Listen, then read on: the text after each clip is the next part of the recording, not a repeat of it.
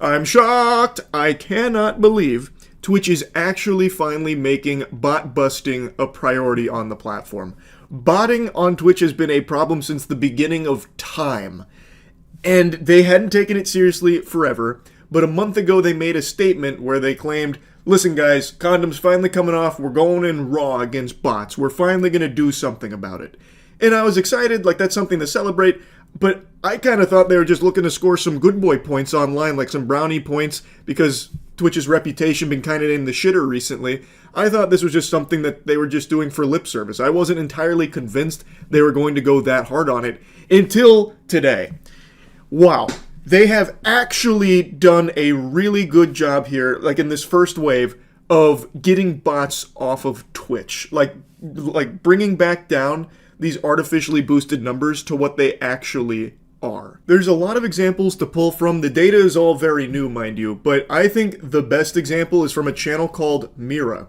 I'm sure some of you have at least heard of this because this is something that people have been trying to put on Twitch's plate for the longest time about a channel that keeps getting recommended to them that isn't actually even a live stream. For the last couple of years, it is just a farming channel where Mira is just farming ads off botted numbers. She doesn't actually even really stream on there. I think she's gone live like a few times over the last couple of years, but it's live 24/7, just pumping reruns of streams she did so long ago, like ancient history. So look at this. This channel, for I think like probably 3 years, I don't know how long it's been going on for, but it's been years, has been sitting at like a steady 2,000 viewers no matter the time of day.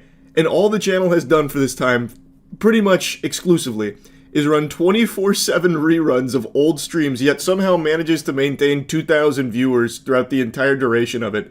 Then, the day that Twitch bot smiting comes into effect, it goes from 2,000, then down to 1,500, and then the bot detection, I guess, must have kicked into fucking turbo drive. They went Wumbo style. And now she's sitting at 100 to 200, pretty much overnight. This, to me, is like the most clear example of them actually doing something about botting. I was very surprised to see this.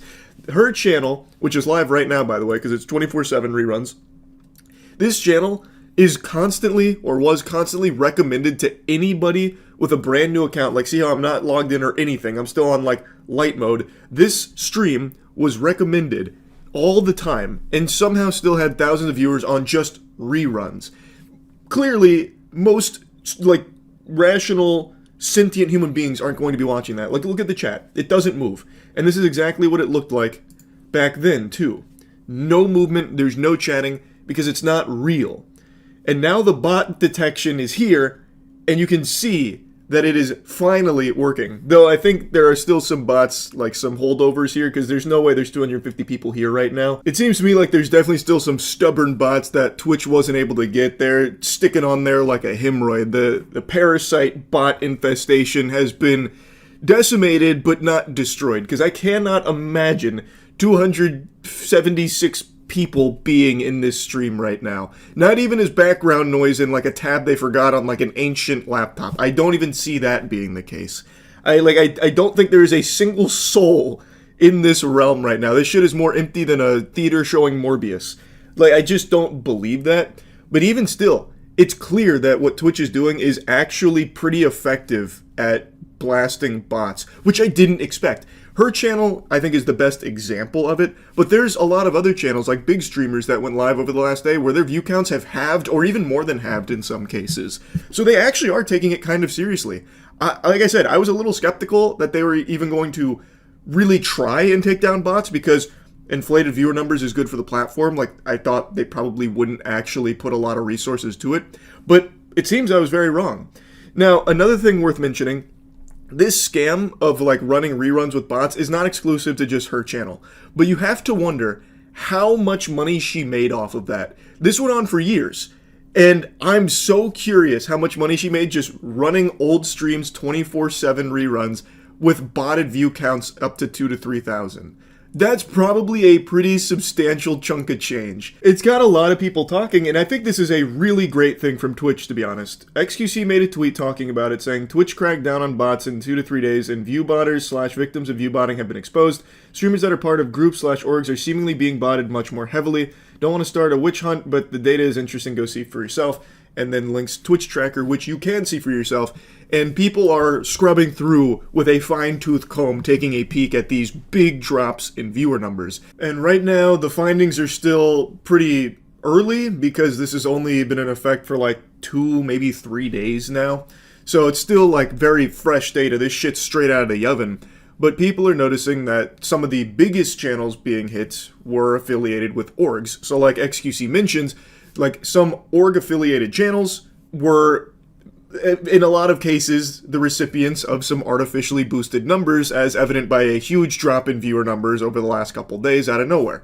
Namely, OTK seems to be the big one. People are seeing a huge drop across the board for most of the channels that have gone live over the last couple days that are with the group. Another channel people have been paying very close attention to is Asmongold's. He's one of the biggest streamers in the world, and he went live the last couple days since the bot fisting has come out from Twitch, and they noticed that his average viewers for both streams had been about 20,000 less than normal. About 20,000 people were banished to the Shadow Realm here, and Asmongold even commented on it, believing that his account was probably botted. He believes with 95% certainty his channel was botted. And he agrees that removing these bot numbers and this fake phony baloney viewership from the platform is good for everybody there. And that seems to be the prevailing sentiment, that everyone agrees that getting rid of artificial viewership from Twitch is a net positive to the entire platform. The only people that'll have an issue with these fake numbers being blasted is going to be the people that are exploiting them. The people that are using the bot services are the only ones that are going to be outraged about it. Now, I also imagine the cope from a lot of people that are going to get caught red-handed with bots is going to be, it wasn't me. I must have been the victim of a malicious bot villain, a supervillain twirling his evil cartoonish mustache. Must have been botting me for all this time. I had no idea. And in some cases, like, that is a real thing. There are cases where some people will bot a channel just because they think it's going to get them in trouble. But that doesn't happen. Like, Twitch, for the longest time, has not taken this botting problem seriously. So that whole idea of, like, a bad actor botting a channel to try and get punishment put upon a streamer they don't like, it's not that common. It happens, sure, but it's not that common because everybody knows Twitch hasn't done anything about botters for so long. So how the fuck could that possibly still be a strategy that someone that doesn't like you would use? That's like you and your buddy going to the public pool and you eat pizza together and then your friend tries to tell the lifeguard that you didn't wait 30 minutes before getting in the pool. It's like, okay, who gives a fuck? Like, that's the whole way Twitch has treated botting for the longest time. Until now. I think that's going to be like the crutch a lot of people will claim, like, I wasn't botting, I didn't sign off on anyone botting me, this must have been some stranger in the back alleys trying to hurt my reputation by botting me for all this time. And some people, I'm sure, will be telling the truth, but it's going to be hard to know for sure. But one thing that I think everyone will know for sure is that this is a really good thing for Twitch. I am so glad they're actually taking this seriously and actually wiping out such huge amounts of bots. I'm hoping they are still going to continue doing this because there is still work to be done. All of these bot services are going to do their best to circumvent this so that way their clients can continue to pay them money for this service. They're not just going to roll over and die. They're not going to go belly up and just admit defeat. This is always a tug of war. They are going to come up with new ways of trying to evade Twitch's detection, and I'm hoping this isn't just like a one-time thing where Twitch blew their whole load here on this bot blast. I'm hoping they will continue to allocate resources to fighting against the upcoming bots that are going to be, no doubt, surfacing soon. But either way, this is a great step in the right direction, and I hope it continues. Just wanted to yap about it a bit. That's it. So yeah. Viewbotting on Twitch has been a big problem for many years now, and nothing has been done about it despite countless conversations from users about it. And this isn't some like wackadoo conspiracy that you can just write off as just like fake paranoia over nothing. This isn't like 5G and airport body scanners blasting you with gay beams that turn you into a mutant that craves penis or something. This is a very real thing. And it's not even like it's hidden or anything. It's not exactly a secret. It's about as much of a secret as ketchup's main ingredient being tomatoes and sugar. It is blatant. And for the longest time, it felt like they did nothing to stop it. So tons of streamers over the years have just shamelessly used view bots to inflate their numbers to float to the top of the categories and grow, which is, of course, very unfair to the people that don't do that, but there's never been any, real punishment that I can see for it. Even in the most extreme and obvious cases where someone bots up to, 10K viewers on Mr. Hoggleberry's, farmyard, barnyard adventure or something, and it's a streamer with 400 followers. Even in cases like that, I've seen they get maybe a temporary suspension, then they're back the next day and still do it again, but make it instead of 10K viewers, it's 400 viewers just to stay at the top. And of course, it's a tool not just utilized by streamers trying to get noticed in a very saturated market, it's also been a tool used by some of the biggest streamers on the platform. Yeah, I mean, of course, he's on Twitch. It's real. There's no view bots or fake bots on Twitch, dude. You should start view botting, Matt. Dude, actually, I've been thinking about suggesting view botting to a lot of people because they don't do anything about it. There's countless streamers on this platform. Some of the top 10 streamers on this platform just view bot. Just do it. Fuck it. Now, of course, Shroud's just taking the piss here, but he's expressing frustration at how common it is and how there is seemingly no consequences for it, so why wouldn't everyone just view bot? Even though a lot of them are. Ask any, big streamer, except for the ones blatantly view botting, I suppose, about how rampant this issue is, and all of them will tell you the same thing. That a ton of people at, the upper echelon of Twitch viewership are view botting as well. It again is not just reserved for smaller streamers trying to break out by artificially inflating their numbers. It is just super common and everybody knows it. But everyone also knows that there hasn't really been any effort from Twitch to stop it. It really feels like there is nobody at Twitch headquarters that gives a fuck about this subject at all. It seems like at best Twitch has one dude, the intern Eric, who goes through manually and sometimes bans a handful of bots for maybe an hour and then calls it a day for the bot detection and stoppage program. It's just been out of control. But in an unpredictable surprise, yesterday Twitch actually made an announcement that they're going to be doing more to crack down on view bots and combat it.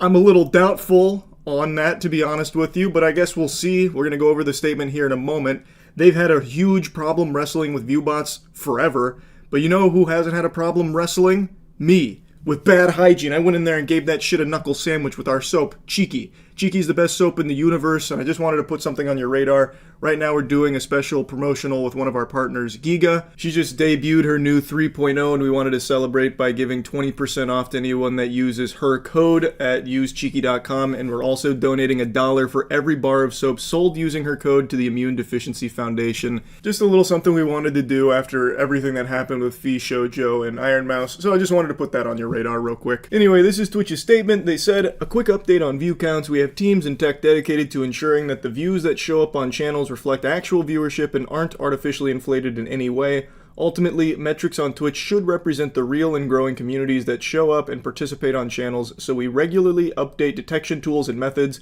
So I'm a little doubtful on how regularly they update those detection tools and methods because they are not efficient at all. They are terrible at doing the job that they are designed to do with stopping view bots. I would have actually preferred if they just came out and said, hey, we haven't taken view botting seriously on this platform until now. Now we're going to get serious about it. Because right now this just reads as, we try, but we're just bad at it. We have teams and tech dedicated to it, they just can't do it very well. So it doesn't inspire a ton of confidence with how little effect they've had on view bots, despite apparently regularly updating their tools for it. Recently, we made changes that meaningfully improve our ability to identify view bots, inauthentic viewership, and other potentially fake engagement. These changes will roll out over the next few weeks. So, if your channel was view botted, or if some of your viewers are artificial or inflated, you'll see an impact on your channel's view count. This also means that third-party sites that publish unverified Twitch view counts are going to see changes to that data over time. We recognize that view botting can be out of the streamer's control, and making these changes, our goal is to improve the experience for both streamers and viewers. Now, there is something I'd like to mention with this approach to announcing this. I am a little curious why they would announce this before actually doing something. Why not take action first and then explain later? Because right now you're giving viewbotters and the third parties that make the viewbots ample time to try and find ways around potential detection tools, or the streamers coming up with like excuses like, no, it must be someone else viewbotting me. Like, it's just giving people a lot of time to try and skirt this. I don't know why they wouldn't just implement these tools first, let them take action, and if they work really well and people do see drastic changes to their viewer numbers because of eliminating so much of the artificial bloat on it, then you could come forward and explain why. I feel like that would have been far more effective. Like, I don't really love the approach to like making this announcement like, here we come, we're taking down the viewbots, before actually having done that. Now, admittedly, this is still like the most we've got from Twitch in what feels like forever about viewbots and how they're going to do something about it. So it all sounds well and good that they're finally making what seems to be more of a priority out of this issue and trying to stop it. Like, they also recognize that sometimes it's not always the streamers that viewbot themselves. It could be a viewer doing it to try and get the streamer in trouble. But that never really works because Twitch doesn't give a fuck about viewbots, or at least historically it hasn't, so that never really amounts to anything other than just, once again, the stream being inflated with artificial numbers. But, like, at least the statement is them addressing the issue and saying that they are working and cooking up new ways of trying to stop it.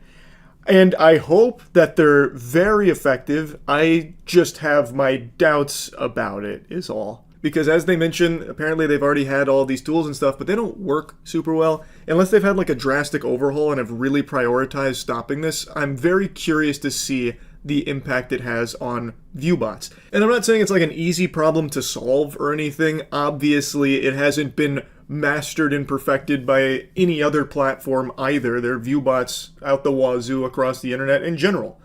So like, I understand that it's not just Twitch, but I think Twitch has kind of ignored it for a long time without taking it super seriously, despite it being a pretty big issue. I would love if they were correct here that there is going to be like some sweeping changes to view counts where now it's no longer inflated and it's harder for creators or viewers to try and artificially boost a stream with bots. I hope they do actually have some good like tech in place to stop that. I don't put a whole lot of faith in it. Twitch has become notorious for putting out statements like this with like these big changes that are coming that don't really amount to anything. Like, they don't actually really do much to change things that they talk about, at least historically. Now, that's not speaking in an absolute there. There have been times where they put out a statement like this and there has been big changes, obviously. But for this one in particular, I really get the feeling this will be another one of those things where they make a hoopla about like what's coming and what they're about to do to improve something. And then, you know, a few weeks down the line, it doesn't really change much. I hope I'm wrong. I hope when this fully rolls out over the next few weeks, we do notice a huge hit to viewbots on the platform. That would be great. I'm just a bit doubtful of it. And I think a lot of streamers that do viewbot are probably going to take this as like a warning to stop making it so obvious, because even their most brainwashed of followers will see like, oh, this streamer was once at like 2,000 average viewers, now they're down to 200. That's weird. What happened here? And then they'll hopefully connect the dots in their head like, oh, they must have been viewbotting this whole time, which of course is a really bad look for the streamer. So I'm assuming even just putting out this notice here is maybe going to help with some of those streamers that do actively viewbot. They might kind of put the brakes on it themselves a little bit to try and avoid, you know, suspicion or something perhaps. Either way, though, I'm glad they're at least trying, or at least seeming like they're going to try. It's about time. This is long overdue.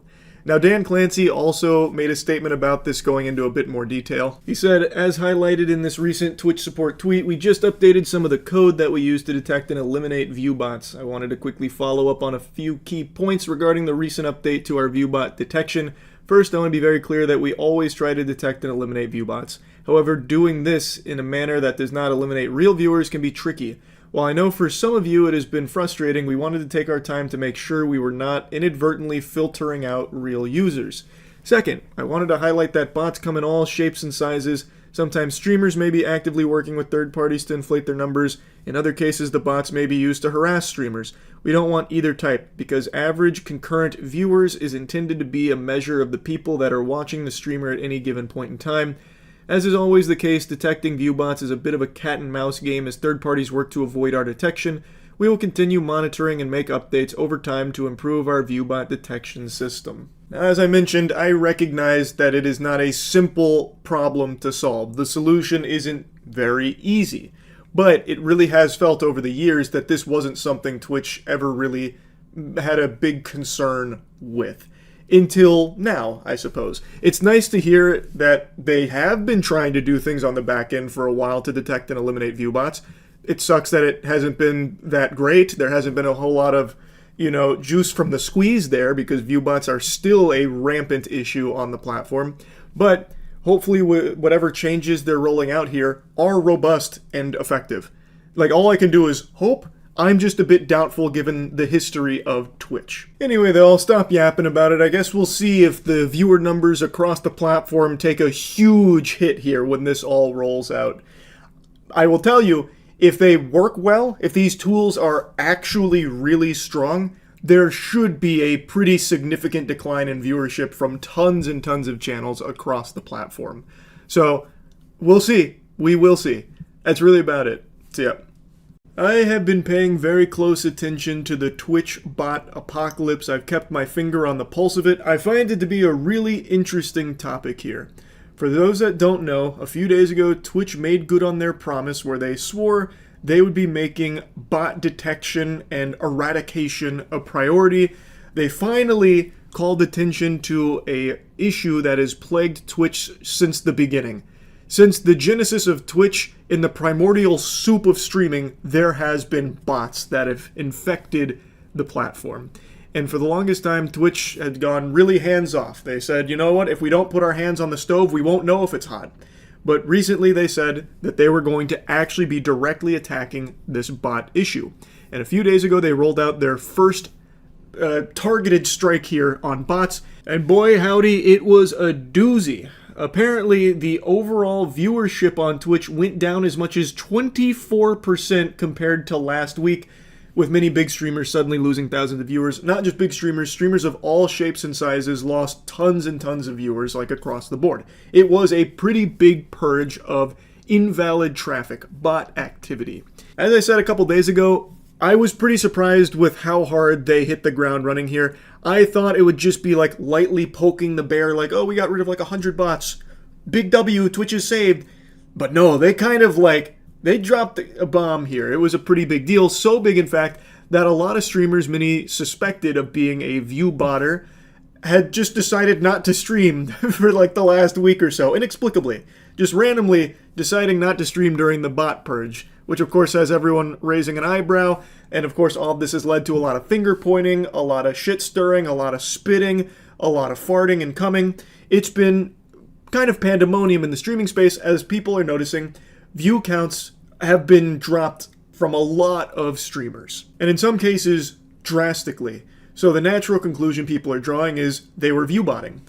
And as I predicted, and as everyone predicted, nobody wants to own up to being privy to their channel being view botted, because that's against the rules. They would get banned. No one's ever going to admit to it. So it's been a lot of cope and a lot of excuses, like, oh, it must have just been this stranger over here that's been doing this and I had no fucking clue. I'm glad that it's getting solved. Everyone is talking about this as a positive thing. Meanwhile, in the background, there are people that no doubt are shaking their fist in anger in demanding that their botting service get it under control and fix it, because they need those viewer numbers to go back to where they were. Because obviously, if it doesn't, people are going to be aware there was some fraudulent activity there. And the only question remains, did the streamer know? Like, were they guilty of paying for the service themselves? Or was it like an org they were affiliated with? Because according to a lot of the data, all of which is public, by the way, you can see all of the viewer numbers post and pre-purge. All of this is public. So you can see a lot of streamers that are affiliated with an org, like OTK is the big one everyone's talked about. But not just OTK, there were other orgs coming under fire as well. Namely, FaZe was another one that people had a lot of question marks over their head with, because a lot of the streamers affiliated with FaZe also took huge drastic drops in their viewership during this purge. So the speculation is that these orgs are boosting the numbers of some of the streamers under their umbrella, because by having more successful streamers under their brand, it's good for the brand. Obviously, the motivation is to make more money because you can make significantly more doubloons if the streamers that are under your blanket are more popular. So if you boost your streamers by thousands upon thousands of viewers that they don't legitimately have, you can still bring those numbers to brands that would be none the wiser in the partnership. And according to some other streamers, there's been actually quite a bit of talk from streamers about orgs even like softly admitting to doing this in certain cases. I don't know like all the particulars around that, but there has been like a lot of discussion that orgs do actually do this. Like it's not just a full-blown conspiracy theory, but then the question becomes, well, do the streamers under these orgs know about that? Like, there's just a lot of questions now after all of this bot detection and all this bot purging. It's been a flood of questions like Yahoo Answers just got revived. Did the streamers viewbot themselves? Was it a member of their community viewbotting the streamer? Did the streamer, are they a victim of like a stranger, a malicious bad actor trying to artificially boost their numbers to potentially ruin their reputation? Is there a super fan of the streamer that's trying to boost their favorite streamer to make them more popular because they just love them so much? Does the streamer know that the org they're affiliated with might be boosting their numbers? Just so many questions. And another big discussion that's come from all of this is about sponsors. Allegedly, some sponsors have been botting sponsored streams in order to make it seem more popular to the average viewer. So they'll artificially boost those numbers so it seems like there's more hype around the product, and they've also been accused of botting even beyond sponsored streams because by being partnered with that streamer, it's better for their brand if that streamer is perceived as more popular. So they'll boost them even beyond the sponsored stream just so that way they can use it as marketing material like, hey look, we're partnered with this big guy. And meanwhile, a lot of the viewership is botted by the sponsor allegedly. But I also want to mention that in only 2 days here, it seems that there are some botting services that have already found ways of circumventing these bans.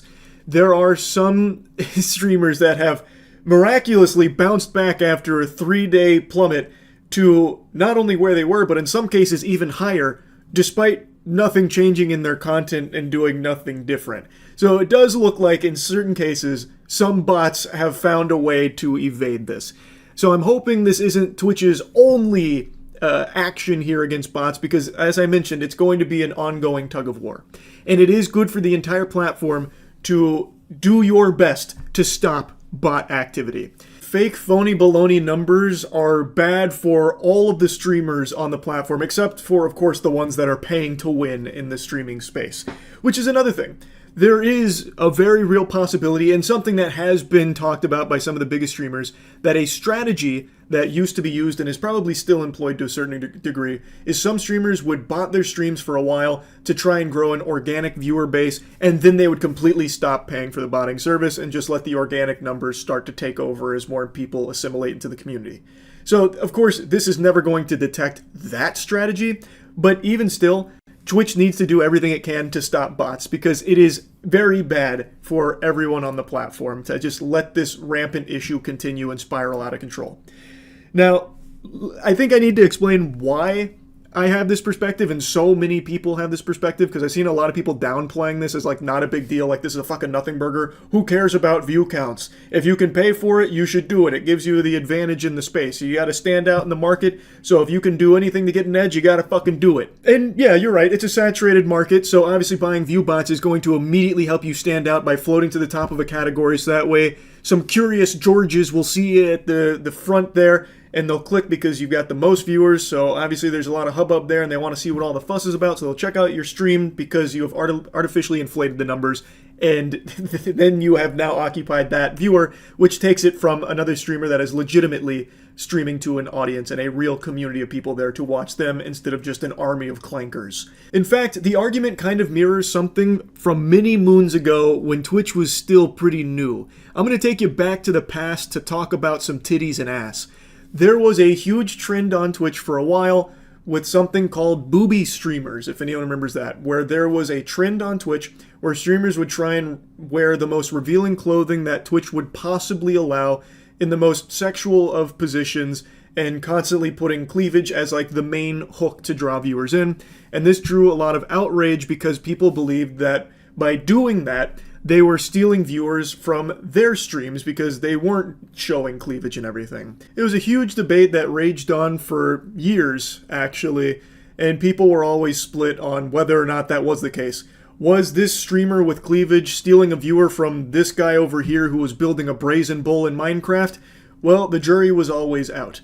But in this case, there is clear data, clear-cut, irrefutable evidence that viewbotting your streams and fucking leapfrogging your way ahead of everyone that is legitimately streaming with less viewers than you does actually steal the viewers from them. You are directly competing in the exact same content, but you have now floated more visibly to the top through artificially inflating your numbers, fundamentally paying to win, and cheating the system.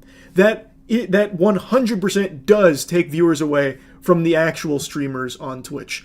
Across the board. It's not a debate, and it's not like a competitive advantage. You are cheating. You are breaking the rules of the website too, by the way. Twitch just doesn't choose to enforce them very often. They have just let this go unchecked for an extremely long period of time. But it's not allowed. You're not supposed to be able to do that. So this, again, is not a debate. So, the problem is, that shit sucks. That is bad, not only for all the streamers that are doing it legitimately, but it's also bad for the platform. I'm actually kind of surprised Twitch doesn't face more hot water for their handling of bots for this long, because while Twitch on their back end can identify fraudulent traffic and adjust your ad revenue for it, that is something they've talked about before, how, like, if you viewbot a stream up to 2 million viewers instantaneously and then just start farming ads, Twitch will go and analyze that traffic to see if it's real, and they will adjust your earnings on it. I've seen them talk about that.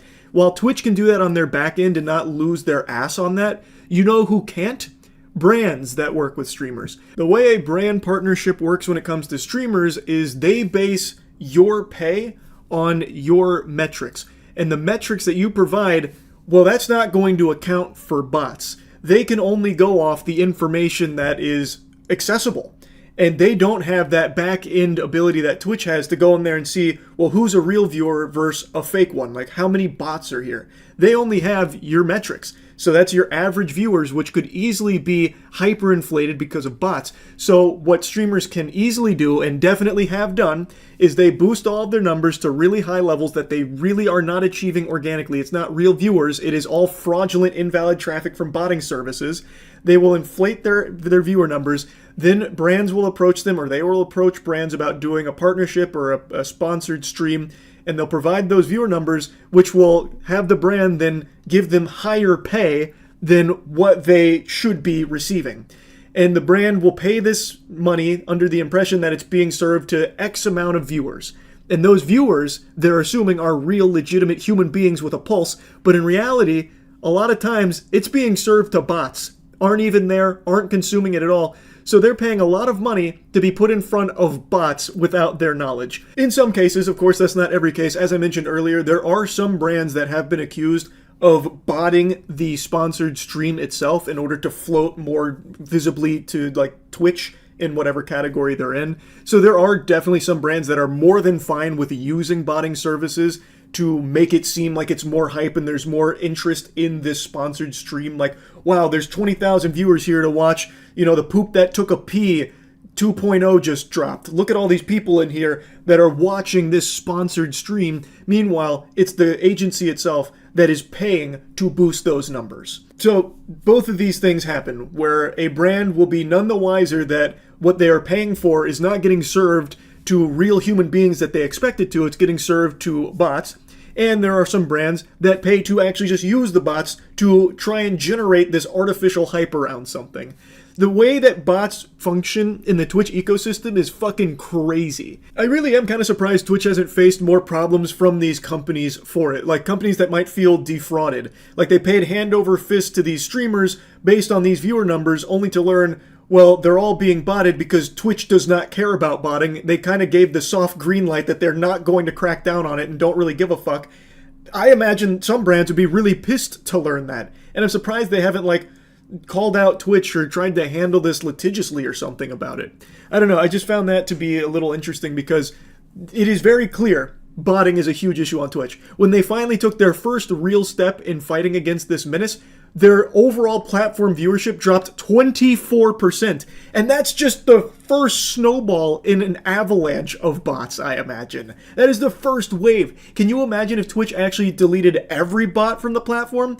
I wonder how high that percentage drop would have gone. You know what I mean? Now, in reality, I don't think that's ever going to happen. It's a very tall order to fight and delete every bot when these services are constantly going to be doing everything and spending tons and tons of money of their own to evade bot detection because they have so many clients that use them.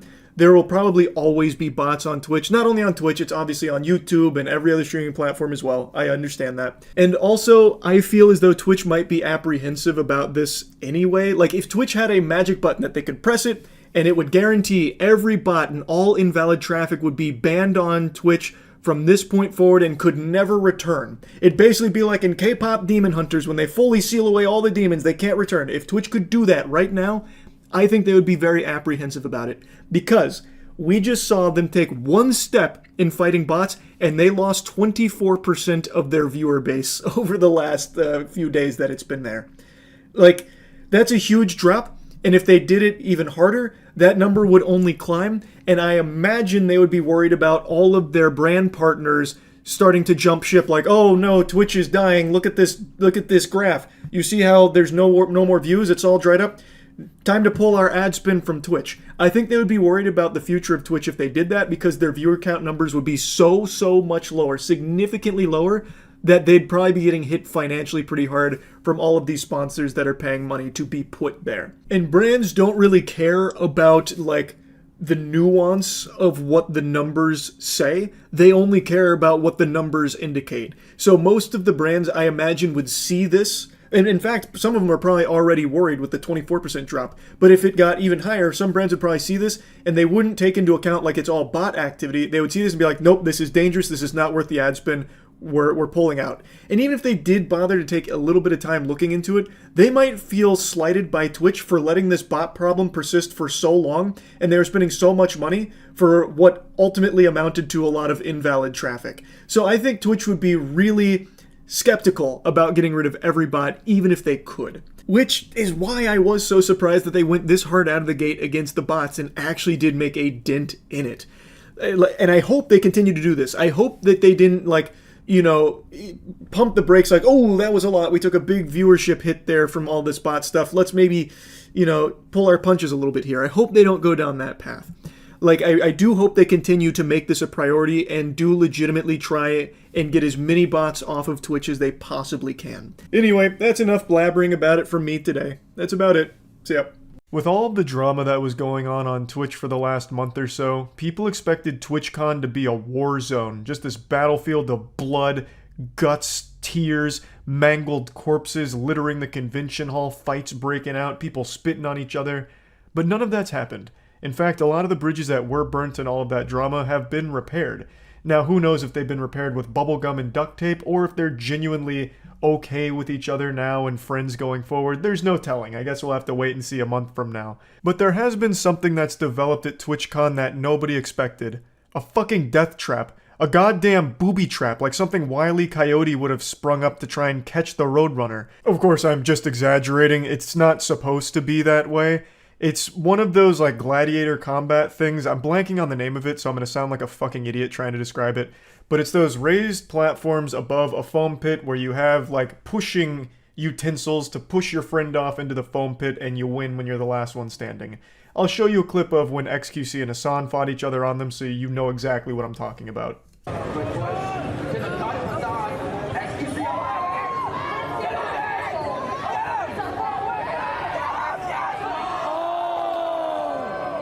I'm sure all of you have seen these before. I remember playing on these bad boys back in elementary school during field days, so they've been around for a long time, they're tried and true, and they've always just been good, safe fun. But unfortunately at TwitchCon, it seems the organizers really skimped on the amount of foam necessary to cushion a real fall, because a streamer named Adriana Chechik broke her back in 2 places jumping into the foam pit.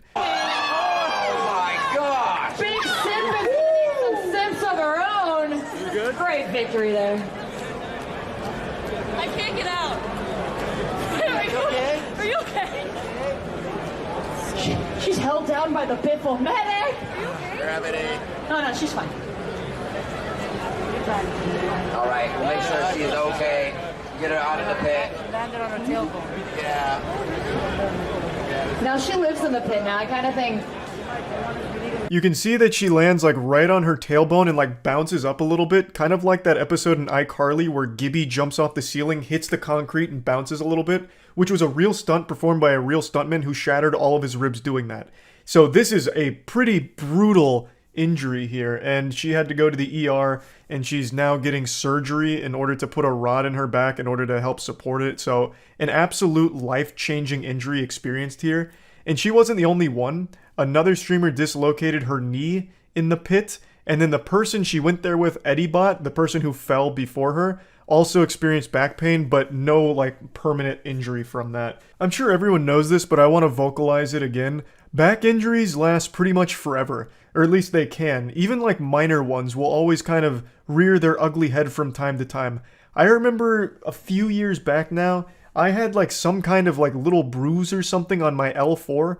I couldn't sit right without it hurting. I couldn't like climb upstairs without my ass just hurting. And that was just like a little baby boo-boo on my back, and that lasted for months. Had to get PT for it. Had to get physical therapy for like a tiny little back injury. And of course, you can always read about the people that have lifelong chronic back pain just from like really simple stuff like sitting in a chair the wrong way for too long, or like the classic prank of pulling a chair out from under someone and the person falls and then has like some kind of disc contusion or like slips a disc or something. And those injuries, they don't ever fully go away.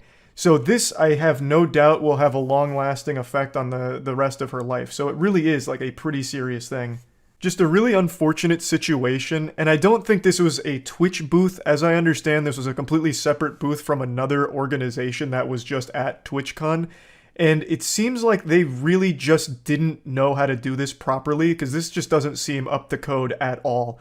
This cannot be the regulation amount of foam required in these pits, because it looks like there's only like 2 layers of foam cubes there. They just like sprinkled them in like breadcrumbs, and then at the bottom of it just seems like it's a fucking slab of concrete.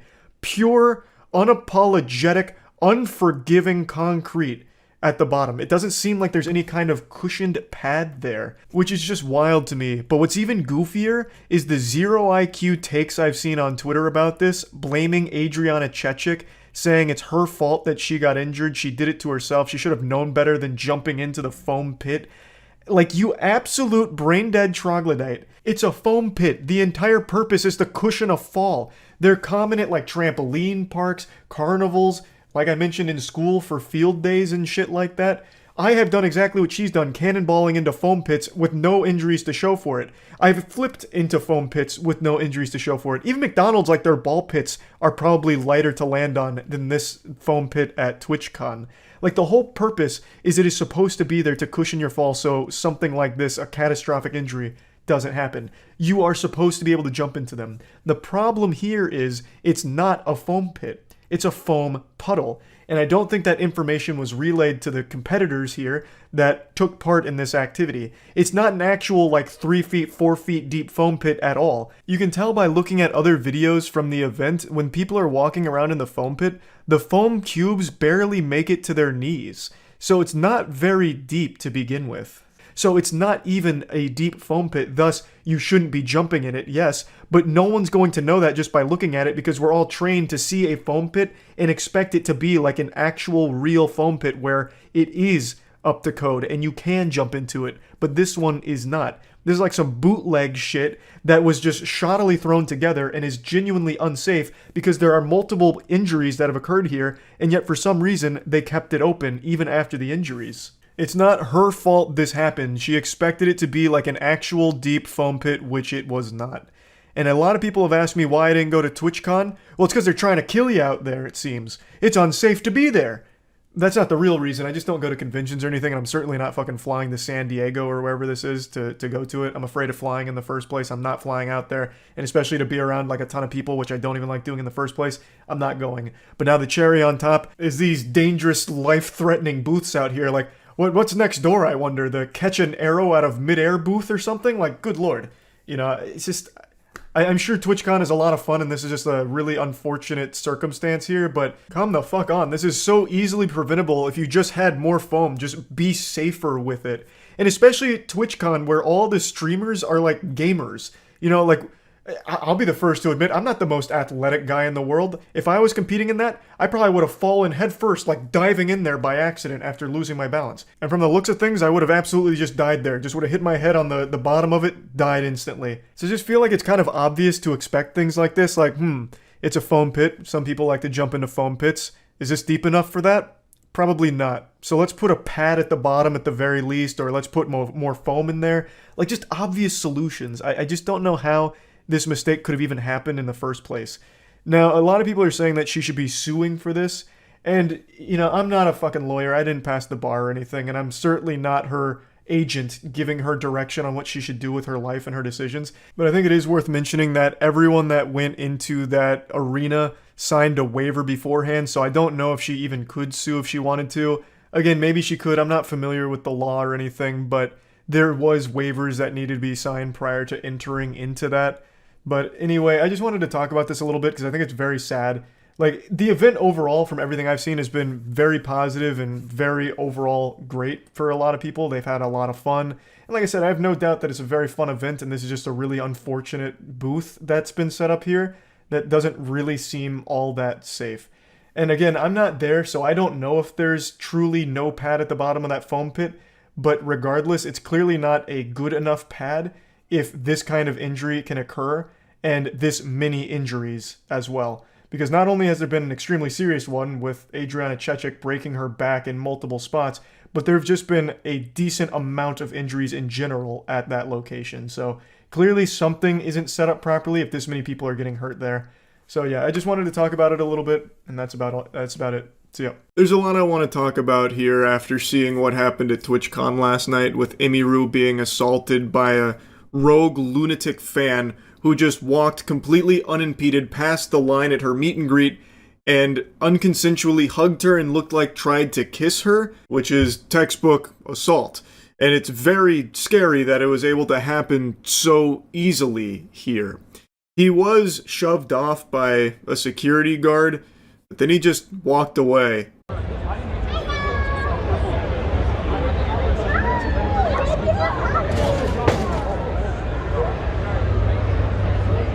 Whoa.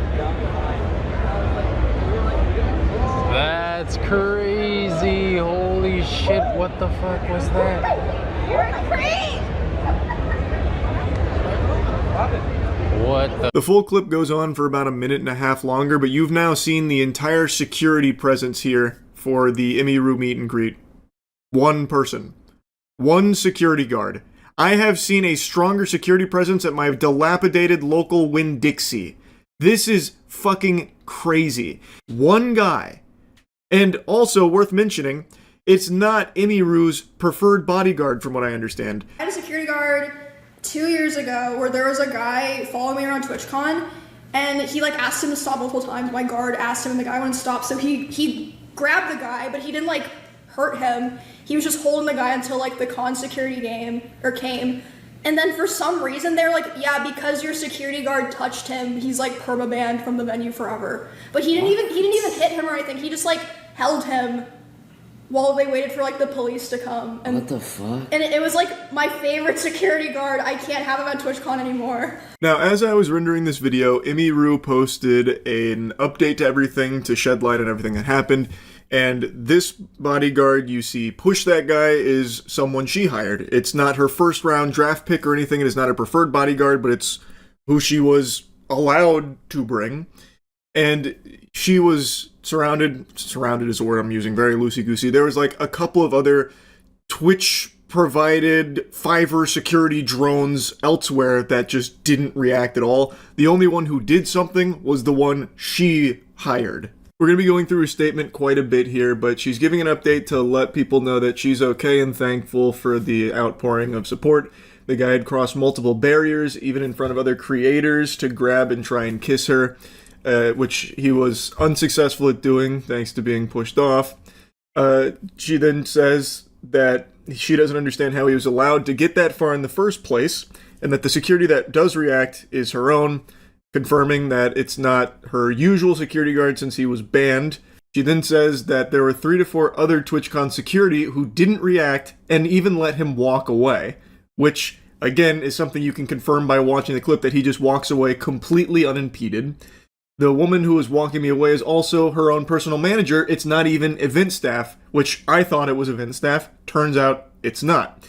The only 2 people who were checking on her and comforting her were her and her friend. Not even Twitch staff was coming to check on her. There's more in her statement we're going to get to in a moment, but I want to go in chunks here. So, I thought it was 1 security guard and then a couple of event staff that you could see in the clip. Turns out it's 1 security guard she brought, and then no event staff. It's just her manager and her friend. So where the fuck is TwitchCon security or staff at all here? They just let this guy walk up to her and did nothing, and even just let him get away after assaulting her too. Again, I still cannot even believe they banned the security guard that she wanted to bring and had brought in the past that did successfully prevent a potential threat from harming her. It's so fucked up, and I truly can't understand the thought process behind their decision to ban him in the first place. He did his job properly. He held the potential threat until authorities arrived. What else are you supposed to do? That's like the number one thing. You're supposed to stop the threat. And that sounds like exactly what he did here. I think maybe Twitch was concerned that he used excessive force or something because he grabbed him. What? Like, what do they think? He put him into a headlock and then hit him with an atomic power bomb into a fucking tombstone pile driver and then a Frankensteiner on the way out? Like, what do they think happened there? Now, I've read mixed things on who's responsible for that bodyguard being banned, whether it was Twitch or the venue TwitchCon is held at. But regardless of who's responsible for the ban, the fact that he is forbidden from being there because of being good at his job is just unacceptable. This guy walks past this entire line, literally just fucking fee-fi-fo-fums through the whole line here at the meet and greet and assaults Imiru. Nobody stopped him when he was cutting through the line, and it wasn't until he had already assaulted Imiru that he got pushed off. And then he didn't even get stopped or anything by additional security because there was only that one guy that was there as like a bodyguard. Like, I don't know, I would just kind of expect after a fucking assault just unfolded here, there would be a big response from the TwitchCon security personnel. Like coming over here throwing like a spike strip down or like at least throwing a banana peel down so he slips and falls on it so they can apprehend him. But I didn't see any of that happen. Nothing at all, just fucking crickets. Just tumbleweed rolling through here. Like, he just walked away. Apparently he did get ID'd like after this happened later because Twitch made a statement which we'll go through in a minute and it sounds like they ID'd the guy and everything. But this is a complete failure on Twitch's shoulders here for their event. They banned her preferred bodyguard whom has previously demonstrated the ability to stop something like this from happening and instead supplied non-existent TwitchCon security around her meet and greet and forced her to hire a different bodyguard, one that wasn't nearly as efficient as the one that she typically uses and wanted to have present here to protect her. And just stew on this for a moment, because when you break it down, TwitchCon security literally did nothing. Not only did they not stop the guy before he assaulted Imiru, again, it could have even been a murder or something if he had like a weapon or something. He was not stopped despite plenty of, ample opportunity for them to intervene. Not only did they not stop him, after it happened, they didn't even pursue him. The only one who acted at all, that one security guard, was not a TwitchCon security guard. It was someone Imiru hired, a bodyguard she hired. That was the only person that acted at all. And the only people that checked on Imiru were her team. No one on the TwitchCon event side of things, apparently, according to Imiru. So that means at TwitchCon, the security didn't do anything at all, nor did the event staff do anything to even check on her after this happened. Holy shit. That is inexcusable. I've talked about events and stuff in the past. I've never been to TwitchCon. I have no plans of ever going to TwitchCon or anything even remotely similar to it, and I've always expressed, A, I don't think I'd have fun, and B, I'm always worried about events like that, like legitimate safety concerns.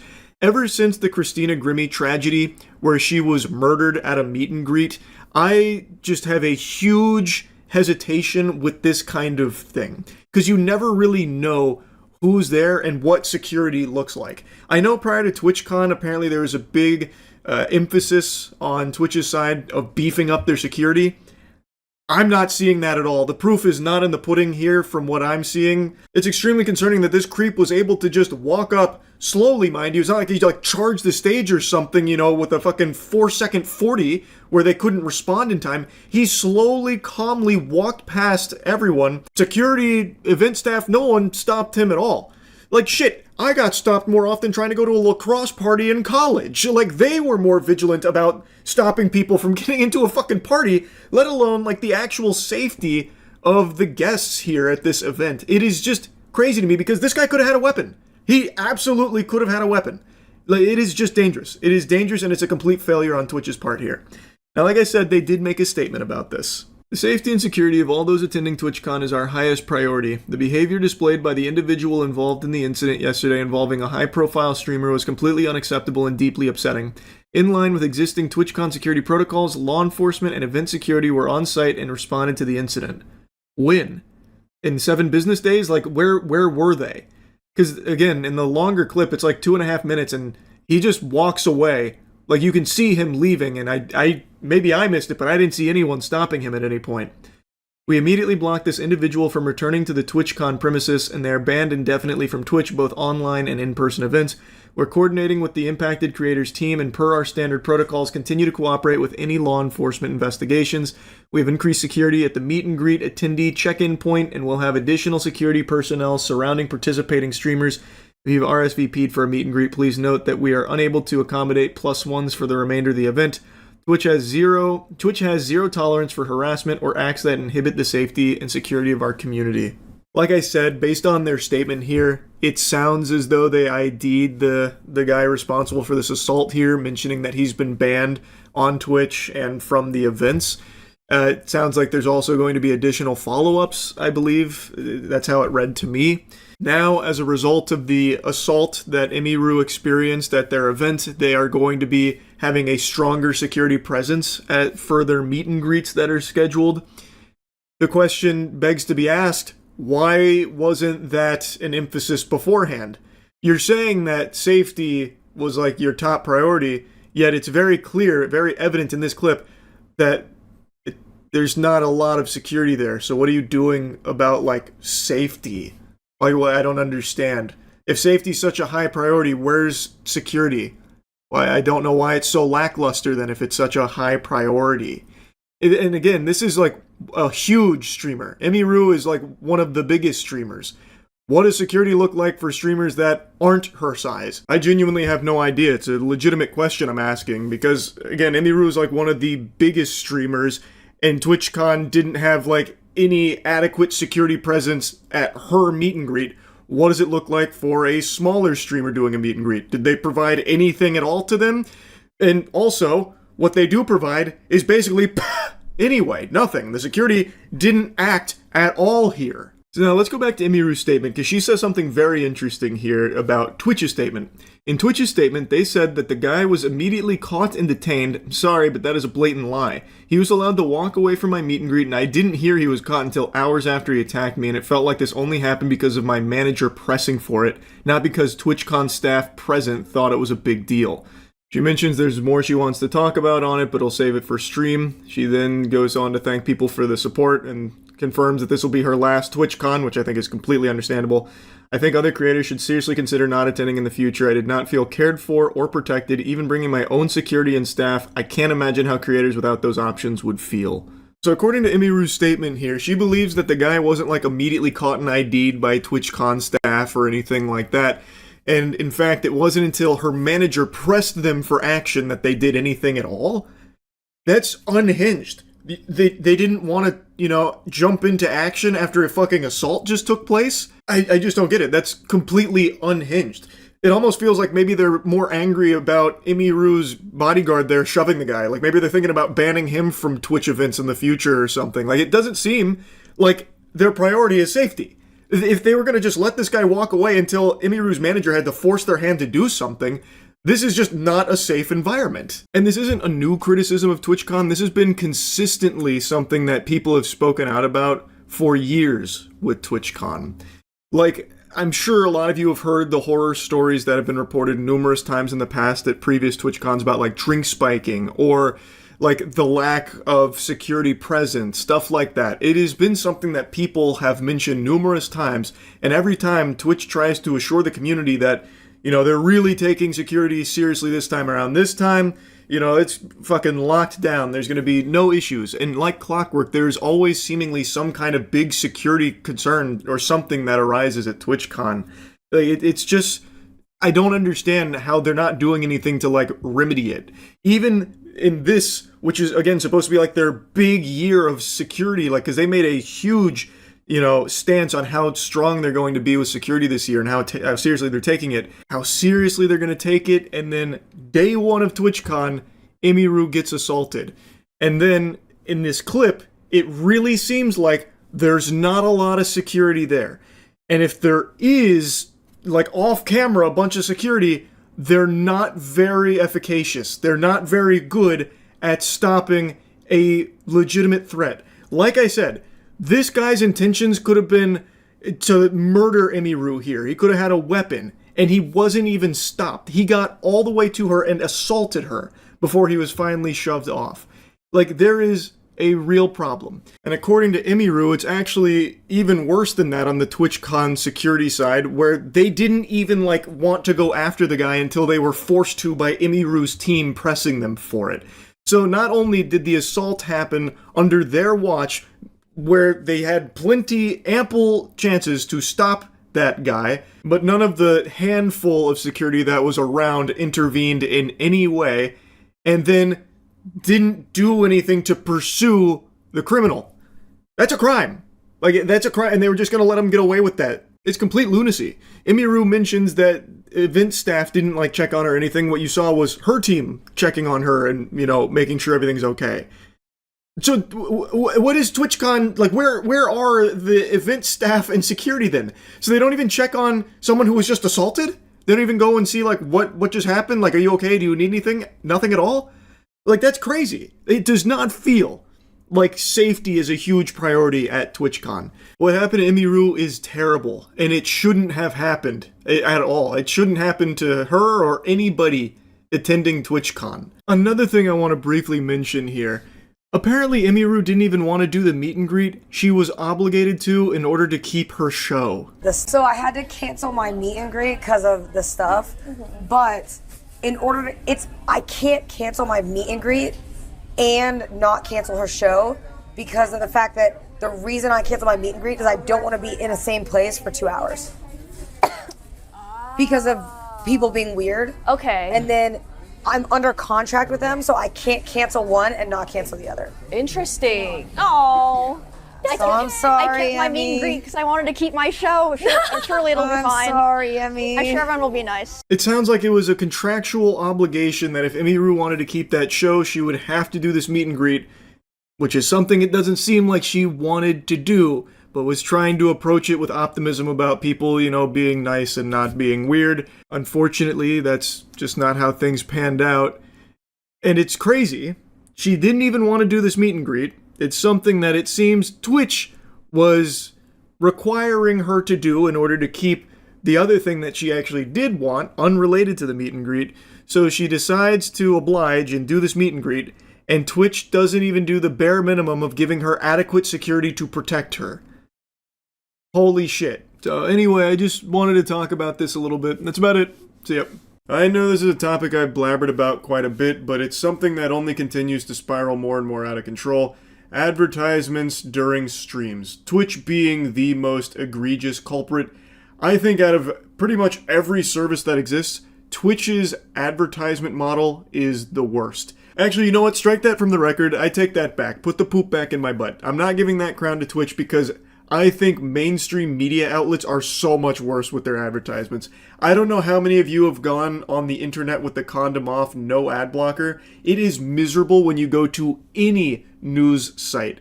Like, tabloids are the worst, like Daily Mails, obviously, The Sun, shit like that. You will not even see your article. There'll be like 4 auto-playing ads everywhere. Fucking cerebral jacking in, like, Ford advertisements. Like, the article is just encapsulated, entombed in so many ads.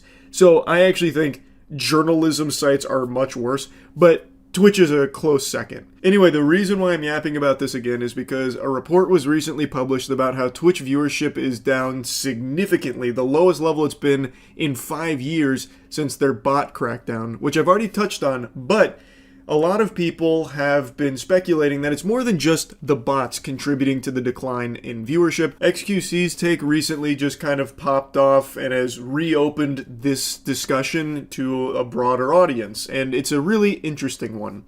He and many others believe that a lot of people are tuning out of Twitch because the ads ruin the experience. What's going on Twitch right now is often being compared to television, how TV started to decline once streaming got a foothold because most people switched from TV to streaming because they were fed up with all of the ad breaks interrupting them. It was far more convenient and a lot more enjoyable to just watch what you want to watch without any interruptions.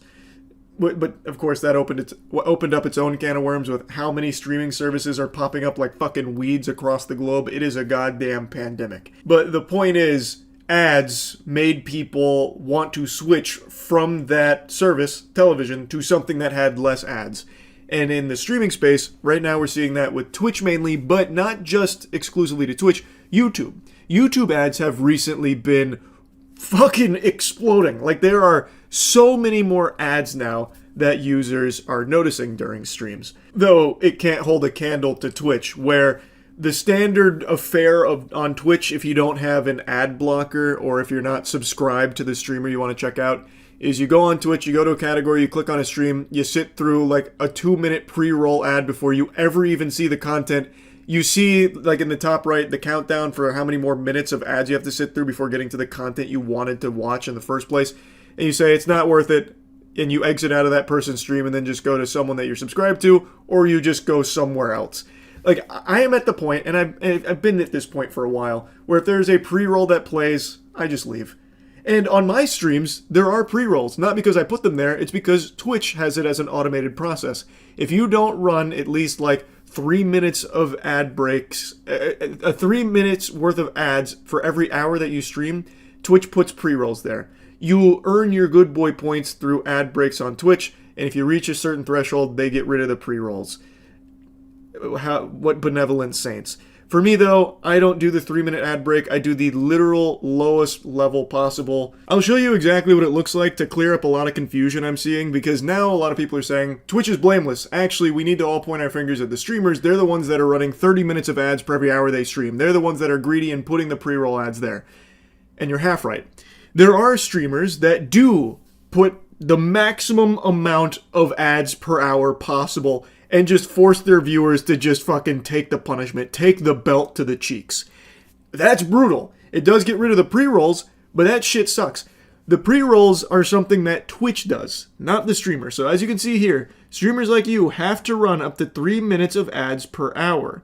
In the past month, streamers like you who are based in US, have 6K concurrent viewers, stream gaming, whatever, have to run 3 minutes of ads per hour. So they're trying to push that, and if you don't, then you get the pre-rolls. So I have it set to 30 seconds of ads per hour that I stream, the actual lowest it can possibly go. And because of that, I have pre-rolls that Twitch shoehorns in there. But this can go all the way up to 22 minutes and 30 seconds worth of ads per hour that you stream.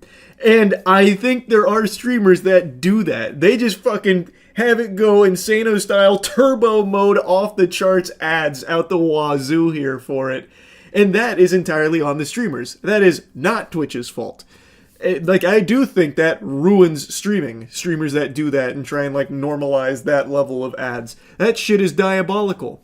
But as for the pre-rolls, that is on Twitch. And I think that is a terrible, terrible practice. That is the antithesis to what streaming is supposed to be, where it is just a live flow of content and you click on things that seem interesting or streamers that you might be interested in watching, and no one wants to sit through fucking 3 minutes before they even see that stream to see if they even like that streamer. They're just gonna leave, like I do. It's just stupid. But it is what it is. That's what the platform is. And it's extremely annoying. And I would actually say that the way Twitch does ads is worse than television ever was. By its very nature, streaming is supposed to be a constant flow of content. You are watching something live. And when it gets interrupted with a 3-minute ad break, it's not just like everything pauses while you watch those ads, you are just now missing 3 minutes of what you tuned in to see. Whereas television, even when you're watching like a live sporting event, when the ad break pops up, there's a timeout. There is a break. You don't miss anything. Or if you're watching your favorite show and it gets to the big climax and then there's an ad break, well, the climax doesn't happen in the fucking background. You don't miss anything. When it comes to streaming, you do. So I think it is much worse, and it is much more intrusive, and it is far more out of control now than it ever was for TV. Because at least with TV, there was like a set amount of commercial breaks. On Twitch, Jesus, Lord knows, because streamers control it. And there are a lot of streamers that just do like maximum ad breaks, so it'll be like fucking 7 minutes worth of ads for every hour streamed, or significantly more. Like they could be doing 3-minute ad breaks every like 10 minutes. Like there is no telling how many ads you will be served when watching a Twitch stream.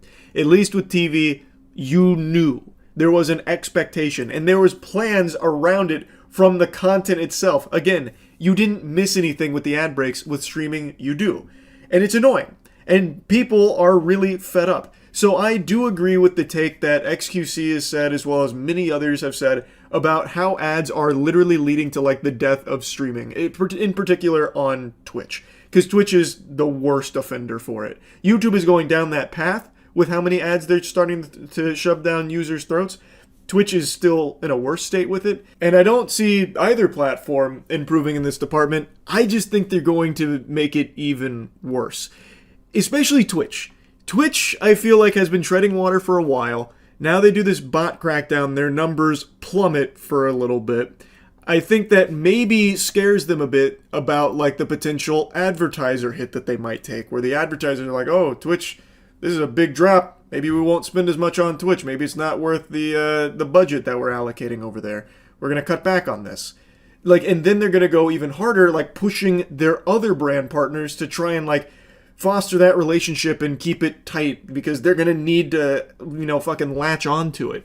So I really feel like Twitch's direction with ads has only been getting worse and more intrusive and ruining the experience further and further. YouTube is starting to follow suit because, like I mentioned, they are pumping a ton of ads on streams as well now. Not to Twitch's level yet, but it is there. And I just think that it is horrible for streaming, like, in general. Nobody wants to sit through streams like that where it's interrupted by minutes worth of ads for shit nobody wants in the first place. It is what caused TV to go in a bit of a rough patch there, because streaming offered a better ad-free service. And I've already seen some spitball solutions here that I think are pretty trash. One of them was, well, you should be paying all the streamers anyway, so if you want to watch content ad-free, well, fork over some clams to the streamer and subscribe to them. What the fuck, goober? No, that's super stupid. Streaming is free. Like, you are producing content for free. Getting any money back is just cherries on top. Like, it is a service that is free. And if you now start requiring people to pay money to keep experiencing that service, well, you've got an issue. Because never charge for something that was once free. That is like an age-old saying that remains true. You can find countless examples of that being proven time and time again. Nobody is going to want to pay for something that they were getting for free already. And it is, by its nature, a free service you're providing to viewers. If they like you so much they want to give you some money, then all power to them. I'm not their dad. They can make their own decisions, and that's great. Everyone's happy, whatever. But this is not a solution to Twitch's inundation of ads to the platform. Everyone shouldn't be required to spend money on the streams they want to watch in order to watch it uninterrupted and unimpeded. It sucks. That's silly. Another solution I've seen kicked around is, well, maybe the streamers just need to do a better job of, like, planning their ad breaks, kind of like how TV used to do it. I already don't like where that's going. We're regressing now to old TV habits, but the idea is streamers, when they're about to run their ad break or when the ad break is coming up, they pause everything and, like, tell their viewers, all right, here comes ads, go stretch, do that. Take some time if you don't want to watch them, and then we'll come right back after the ads in, like, 3 minutes or whatever. And I think there are some streamers that have experimented with that. I don't know how well it's been received. And theoretically it makes sense because at least then they're not missing any content, but that's not going to work for every stream. You can't do that for every stream. You can't plan around all of that because these streams aren't planned. Like, I guess you can pause a game, sure, like that can kind of work to pause your game that many times for like stretch breaks and whatever, but it's not going to work for every stream and every streamer. It just wouldn't. There's too many variables at play with every stream that happens.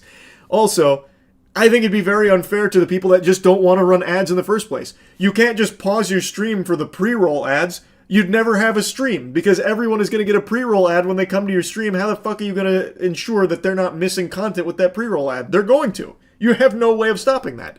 And I don't think the solution is to require everyone to start running, X amount of minutes of ads per hour.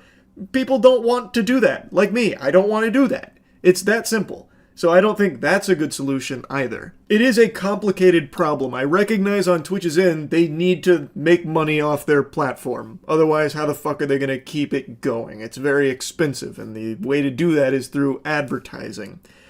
But their advertising methodology, I think, is just really counterintuitive to what streaming is and has been, and it's just going in a really bad direction that continues to make it worse. Yeah, obviously I don't have all the answers there, but there's got to be something, because I really do think as this continues, more and more people are just not going to watch streams when an ad pops up, and it'll probably just turn them off from even clicking on streams in the first place, knowing that they're going to get ads before even going to it. So there's got to be a solution. There's got to be something to change with that from YouTube and Twitch's end of this inundation of ads. And yeah, I just kind of wanted to yap about it again. That's really about it. So yeah. Obviously, I'm a little greasy. No, I haven't showered yet. So what? Who cares? Have you showered yet? If you did and didn't use Cheeky soap, then it doesn't count. Cheeky's the best soap in the universe. I know I'm looking disheveled, but what are you? The Mighty Morphin Shower Rangers? I also haven't grown any taller. I'm still short. You want to make a big deal out of that too? Point is, yesterday was a pretty crazy day on Twitch. I think most of you have noticed over the last year or so, I've been very out of touch when it comes to internet creator drama. I haven't been keeping up like I used to, but occasionally I do still dip my toes in sporadically to see what's going on. And yesterday during stream, chat was telling me about two really big things that were happening. The first being a live-streamed birth on Twitch. The second being Hassan apparently using a shock collar on his dog on Twitch. Both of these sounded fucking nuts to me, so obviously I looked into them. And I know the Hassan dog stuff is what's blown up the most, but I actually want to start by blabbering about the live birth, because out of the two of these, this is the one I have the least to say with. The Hassan dog one, I'm be yapping. Well, let's start with the live birth, because apparently I've got a very hot take with this. The sentiment across the web, from what I can tell, is people are extremely positive about it, very supportive, and think that it was a wonderful thing. I don't necessarily have that perspective. I'll show you a brief snippet here of what the stream was like, with the baby being delivered in front of, like, allegedly, tens of thousands of viewers. I'm seeing numbers that range from 30,000 to 100,000. I think people claiming 100,000 are including all the people that watch partied the birth.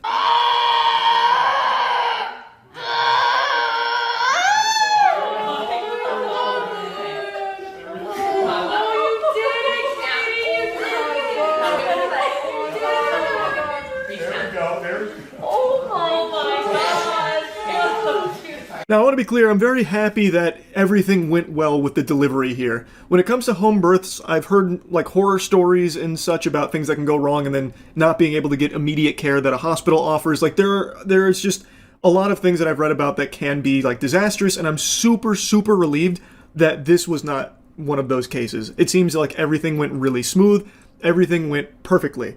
A healthy baby was delivered, and I think that is all extraordinary. That being said, I really hate that there has been a complete deterioration of the value of privacy. It seems like people don't want privacy anymore. Like, there is no such thing as, like, a special moment anymore if you can't monetize it and publicly display it. Something like the birth of your child, to me, would be something that you would want with your closest family, your soulmate. Like, this would be something so personal that you wouldn't want just a bunch of strangers peeking in on. And of course, I'm not her. I am not the family. she can do whatever she wants, but I'm giving you my perspective here, that to me, this seems like a sign of the times where everything needs to be like content brand, content oriented. There's really no other reason to be live streaming the delivery of your child other than the obvious attention it's going to bring with it. And I don't know, to me that just feels so odd and so, I hate using this word, dystopian. That word is like actual fucking like acid leaving my mouth because it's lost so much meaning with how overly it's used, but this feels so dystopian to me.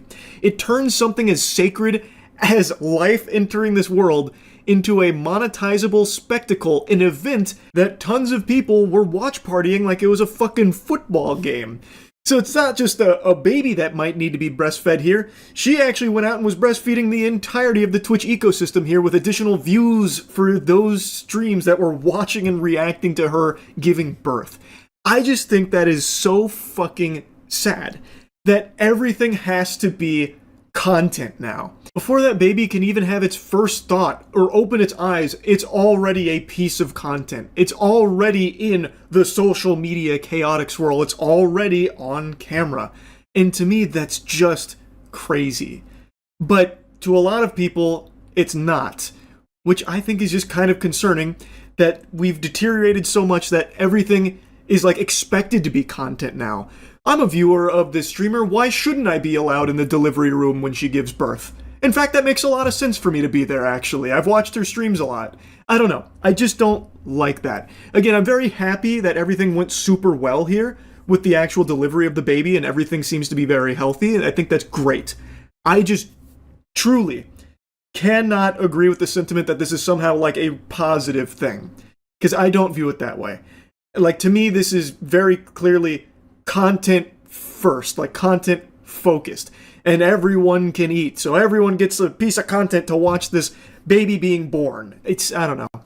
I don't really like that idea. It somewhat reminds me of a joke I told a while ago about a piece of content about how I should deliver a baby. Like how extreme that would be as like a banger video to deliver someone's baby. It's kind of like that joke, but unironically here. Like it actually happened. Well, of course, not to the level of like some completely unqualified goober like delivering a baby, but just like the act of a child being born into this world immediately becoming a piece of content. I just don't like that. Anyway, though, let's move on to the next subject. This is the one that is by far the biggest from yesterday, and probably one of just the biggest topics in general, which is Hassan and his dog. But it is emblematic of all of America's much more consequential violence, okay? It's the same reason as to why America... Kaya, please just fucking go... Just stop. Jesus Christ, what are you doing? You're being such a baby. It's just... You're making her stressed. She just literally is so incredibly spoiled from my mom.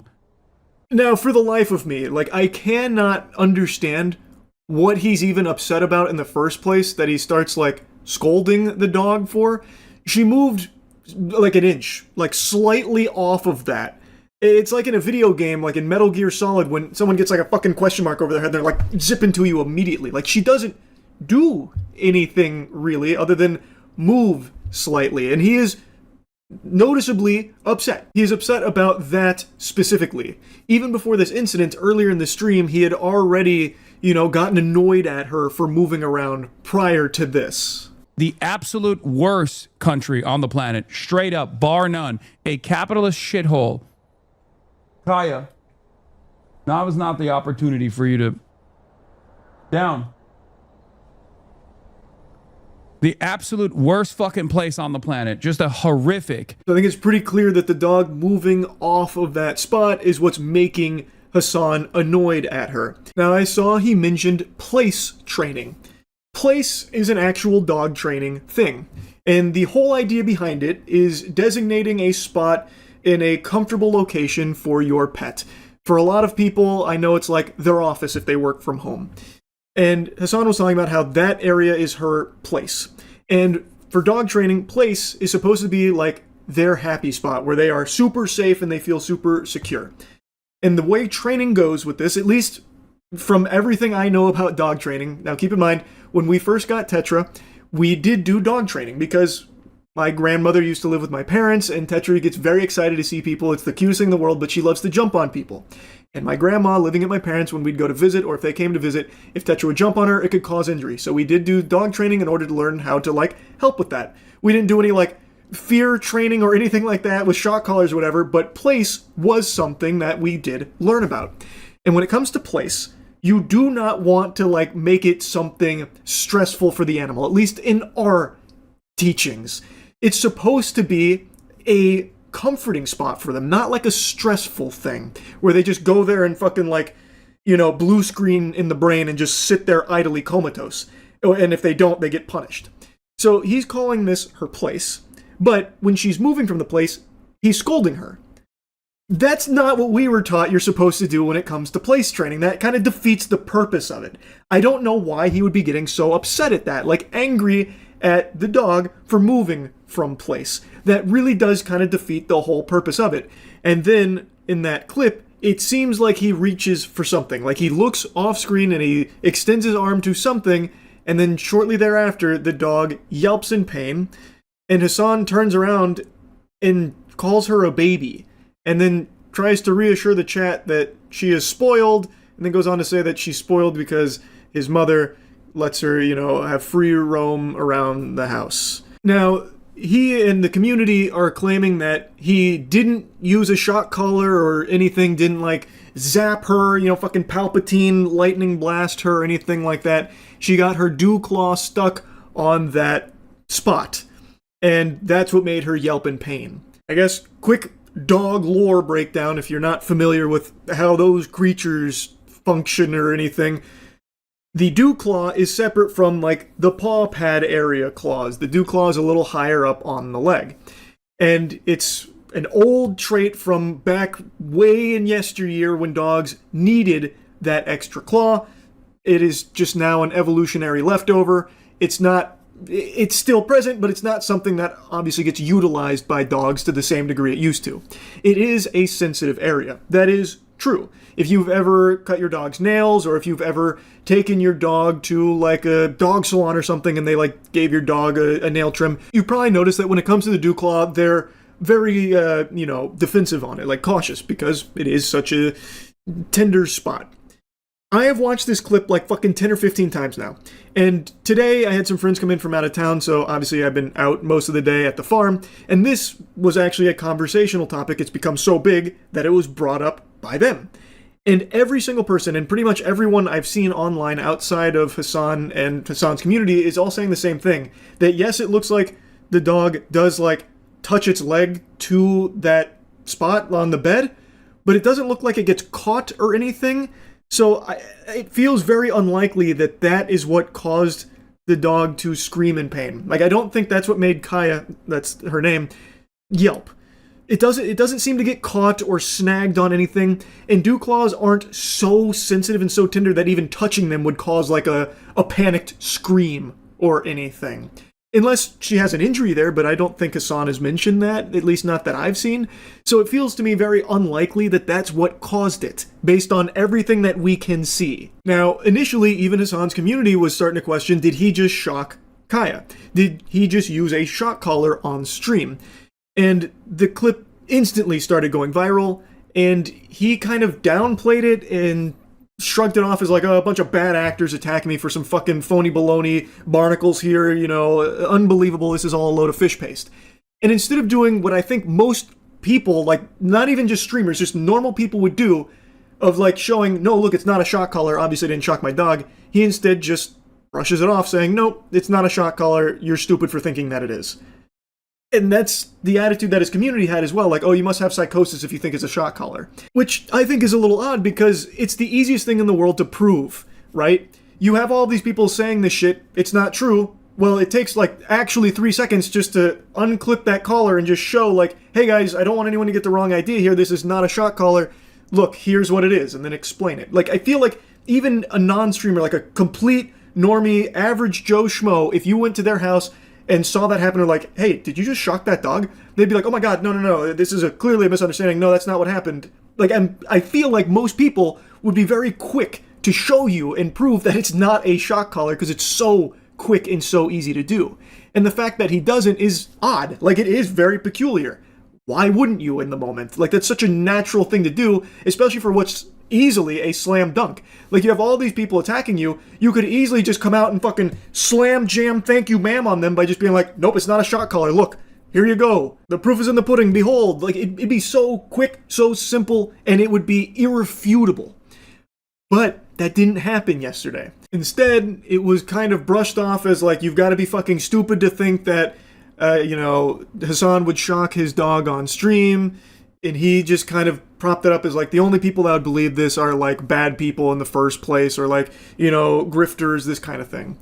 And I just find that to just be so disingenuous, because most people are going to see this, and it looks like you shock your dog. Given how annoyed you are with the dog, and right before she yelps out in pain, you roll your eyes, you look at something off screen, you clearly are like, you are reaching off screen, that is very clear, and then the dog yelps while you were still annoyed, and then instead of doing like what I feel like most dog owners would do, would like check to see like, is everything alright? Why'd she just yelp in pain? Instead of doing that, calling her a baby, and then mentioning how spoiled she is about roaming the house, like that doesn't compute. If this was her dew claw getting stuck there and then yelping in pain, you would have no idea why she's yelping. Why is your first instinct to call her a baby and then mention how spoiled she is about, your mom letting her roam the house? The response to it just doesn't really seem to make sense if what happened is her dew claw getting stuck there. I just don't see why he would respond that way, like so aggressive about it. It just doesn't really make sense. Now, a bunch of super sleuths were diving in, like really analyzing frame by frame. Apparently, Hassan has mentioned that she does have like an air tag on her collar. People also saw like a doohickey underneath the air tag right before the moment where she yelps, where there's like a green blinking gadget there, a little fucking gizmo. And people were speculating that's probably the shock collar. And now today, Hassan went on stream to show the collar and explain what it is that everyone saw. This is the one that people are talking about. Okay, this is the one. This is the one that they saw. It has the capacity to vibrate, and that's it. Are you happy? That's it. Good. There's the air tag. There's the fucking vibrator. It also has a flashlight component to it at nighttime, and it also has a tracker on it when she gets lost. If she were to actually get fucking lost. So on stream, he was showing that the unit everyone saw is something that can only vibrate, it can't shock. It also has like other things like a flashlight and stuff. And then he went on to explain like why he has a vibrator there for the sake of like training and that kind of thing. Now, since this was a day later, obviously people are going to be wondering, is this real? Like, is he telling the truth? Like, you could have swapped it out. You could have changed out the previous model with one that doesn't have shocking capabilities, because there are vibrate-only units, and there are some that have vibrate and shock, something he also mentions that those kind of things do exist. But since this was so far after the fact, people are always going to wonder, well, did he just switch it out? And something else that spawned from this is, it looks like there's tape on it. So when you watch it, and you like pay attention to the actual unit, it looks like there is just some black tape on it. And a bunch of people online started to try and find out what brand this is, because I don't know if I missed it and everyone else missed it, but I don't think he mentioned what model this is, like what brand or what model, anything like that. So people don't know what it is, they're just going to have to like take his word for it that this is a vibrate-only unit, and since there's no visible prongs, you're led to believe that it can't shock or anything. However, there are shock collars that have detachable prongs. In fact, the shock collars we use on Skill Check channel when we play Magic the Gathering and make a misplay and we shock ourselves, you can take the prongs off of those. I think that's a pretty standard feature in a lot of shock collars, I think. So, like, you can just take the prongs off.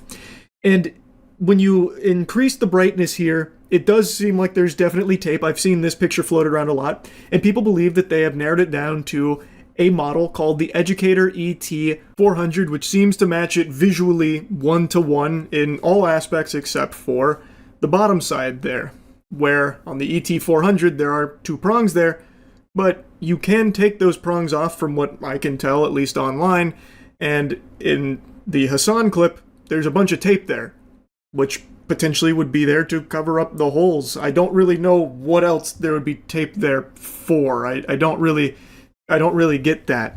Like, it doesn't make a ton of sense. But of course, I have no way of knowing 100% beyond a shadow of a doubt that Hassan shocked Kaya on that stream or anything like that. But based on the old eyeball test, the old smell test, what you can literally see, he is annoyed with Kaya. He expressed it a couple of times, scolded her. He rolls his eyes. He does reach for something off screen. And as he is reaching, it seems like when he finally gets to something, she yelps in pain. And then there's no real, like, concern from him, and instead talks about why she's, like, a spoiled baby. I don't see anything that she could have, like, hurt herself on. It doesn't seem like her dew claw or anything gets tangled up in the bed. So, to me, it feels like it is something he did. Even if it's not a full-blown shock, he didn't get her with, like, a Dungeons & Dragons lightning bolt or anything like that. If it is a vibrate-only unit, I feel like he definitely did press the vibrate in that instance there. I see nothing else that would cause that yelp here from everything that we can clearly see. And if that is the case, and that, to me, that's what it seems like the case is, that's super fucked up. She didn't do anything wrong. I don't think there's anything to warrant him being upset in the first place. And to be upset enough to press a, like, correctional button on that device is so beyond fucked. There was no bad behavior or any kind of correction or punishment needed to be doled out there. All she did was move on the bed slightly, like slightly move off the bed. I think it's super fucked up. But if this is all wrong, it's all a bunch of hooey, and Hassan didn't shock or vibrate or do anything at all here to cause Kaya to yelp in pain, I think A, it would have been very easy to immediately in the moment prove that by just showing the collar, which, again, I feel like is the most logical thing most people would have thought to do. But also, B, I still think all of his, like, anger and, like, annoyance at the dog for moving around off her place is just fucking weird, too. And then, of course, people were mentioning how Kaya's on stream 8 to 10 hours a day, and then just all of a sudden, randomly, he decides to shock her today. Yeah, great story you've got there, Buster. Really shows how stupid everyone's become. Everyone's really fucking dumb to believe in something like this. All just because he hasn't in the past on stream. And then, of course, people take it a step further, saying none of his friends have ever called him out for using a shock collar, thus this has to be a load of, fucking horseradish. I think this is a very weak argument, because I know if Hassan does use a shock collar, he would never let any of his friends see that, because he would know that they would call him out for it and give him shit for it, especially someone like Maya. So they just wouldn't know. Thus, they wouldn't be able to call him out on it or anything like that. And this whole idea of making an assumption based on things that are outside of what is clearly visible here, I think is useless. Just because you haven't seen it in the past on stream doesn't mean it's not something he's done before, or it is very possible this was the first time. That's also very true too. What are his shock collars used for? Training. And what is he currently doing with Kaya, at least based on what I've heard him talk about? Training her, or at least expanding the training on place. So maybe he decided that this might be a good tool to use for the first time. That's also entirely possible. It's not some, like, far-fetched, crazy conspiracies that only haters are drumming up and, falling in line with. It's a very plausible thing based on what is clearly visible in the clips. Anyway, just wanted to blabber about this a bit. I know I've been very out of touch with internet creator drama. I plan to keep it that way. But occasionally, can't help but poke around in a couple of the things going on out there, and yesterday was just a crazy one that I just needed to yap on a bit. That's really about it. So, yeah. It takes a big man to resist the primal urge to say I told you so when it turns out they were right when everyone was saying they were wrong.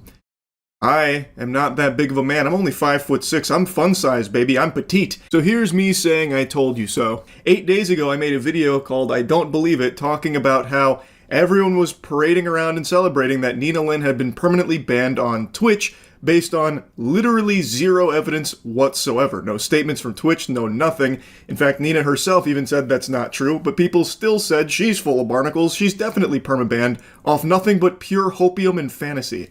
I went against the grain saying I don't think that's the case. I don't think Twitch is going to have her permanently banned, but would love to be wrong. Fast forward to right now, turns out I wasn't wrong. She is unbanned and literally streaming this very moment. And if you turn your attention to her chat, you get a peek inside what Arkham Asylum must look like in the modern age. I cannot imagine, I can't even picture what losers must look like that are spamming W in a Nina Lynn stream. This is sexual assault superstar Nina Lynn, and people are excited to see her content again. Using the term content very loosey-goosey there because all she does is go on stream and whine about her haters and how much she doesn't care and actually loves her haters. Stay mad, fuck your mom, and then she'll go out in public with fake bravado and pretending to be all tough. It's just absurd to even imagine someone being entertained with those jingling keys, because basically he just goes out and just says, fuck your mom! And that's it. But maybe they're very excited to shower with money because they're hoping they'll be her next sexual assault victim. Maybe that's what they're sitting their fingers crossed with as they throw dollars out of their wallet at her. A brief lore recap for those that are blissfully unaware of who she is. She is a streamer who has on stream sexually assaulted someone, and then turned it into a joke after the fact, even said that they should be embarrassed to even feel like they got sexually assaulted. She then also stole from Target on stream and then bragged about how much she steals from Target. All of this broadcast on Twitch, mind you. And she hasn't been permanently banned for it. She got 3-week ban in total. So I think it's a pretty clear message from Twitch that they don't take crimes like sexual assault or stealing all that seriously. Though they're willing to turn the other cheek if you're bringing in some viewership and some money to Twitch. A pretty awesome message to be sending to the community, where sexual assault savant Nina Lynn is welcomed back with open arms from Twitch itself, even after unapologetically broadcasting it and then turning the sexual assault event into a joke on her stream, as if it's not a big deal and doesn't matter or anything. But you've really outdone yourself here, Twitch. It's actually unbelievable. There is no clear consistency with the way Twitch enforces their rules. So you can commit serious crimes like sexual assault on Twitch, but if you're popular enough, that's okay. They'll let that slide after a couple weeks of vacation, which, by the way, wasn't because of the sexual assault. The 3-week ban was because of the stealing from Target.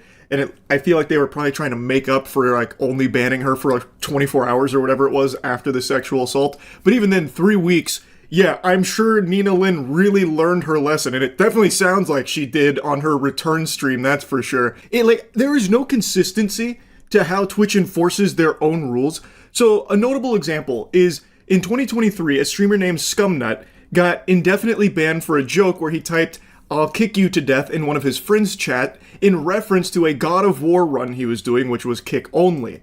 This was one message to a friend of his that was clearly in jest, and he received a year-long ban and only got the ban lifted because that friend was able to argue with Twitch staff himself to get Scumnut back on the platform. Imagine a world where you get banned for a year for what is clearly a very quick one-message joke to a friend of yours, yet sexual assault and other crimes are only punished for 3 weeks. It's absurd. Anyway, let's take a quick peek at the intro to Nina Lynn's return stream. There's no point in diving into a lot of it, because all it is her just being, like, really loud and obnoxious. Even after this whole ban, listen, bro! The haters gon' hate! But listen, ain't no better marketing team than the haters. I'll tell you that right now. Guys, I'm not even joking when I tell you this. Bro, I love it. I love it, bro. I love the support, the hate, the everything, bro. We love all that shit. We love all that shit. Give it to me, bitch. Oh my God. Oh my God. The Girl Wonder. The Girl Wonder with the 10. I saw you earlier. You was giving out 5s and shit too. Shout out to the Girl Wonder, man. Man, she really has the voice of an angel and the mouth of a sailor. What an incredible combination. And she is as loud as a child on Xbox Live. The perfect recipe for incredible success. So much financial gain, even after blatantly sexually assaulting someone. Yes, sir, that's sexual assault superstar Nina Lynn back in action. Hide your cheeks, because she's coming for him without consent. It's incredible stuff, Twitch. You've really outdone yourself here. What a strong message you're sending.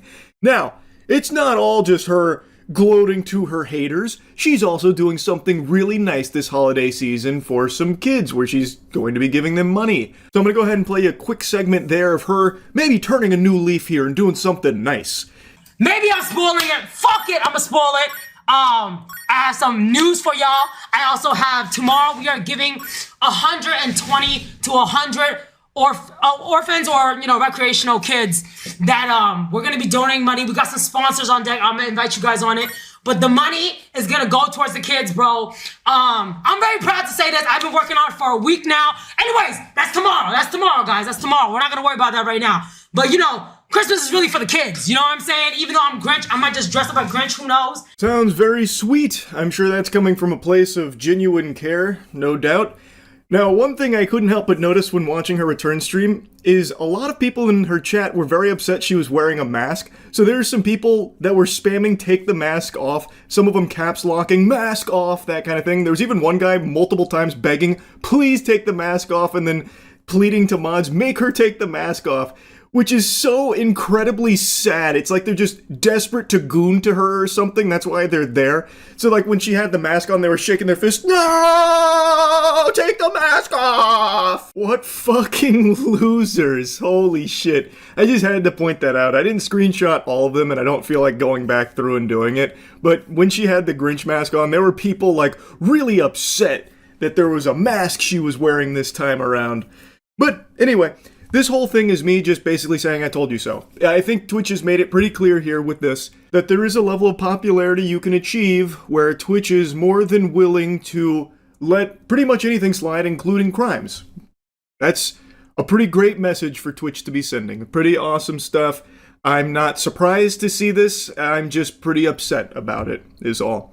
And I have no doubt Nina Lynn will continue to be very successful because it's not just Twitch that doesn't care. Look at her community. They don't give a fuck. They're spamming W's. There's that one guy who's like, my goat is always doing such nice things in the world, when Nina Lynn's entire brand, personality, and content is around making other people miserable, even going as far as sexually assaulting someone, stealing, threatening to beat up a stranger when they express their discomfort with her behavior in public.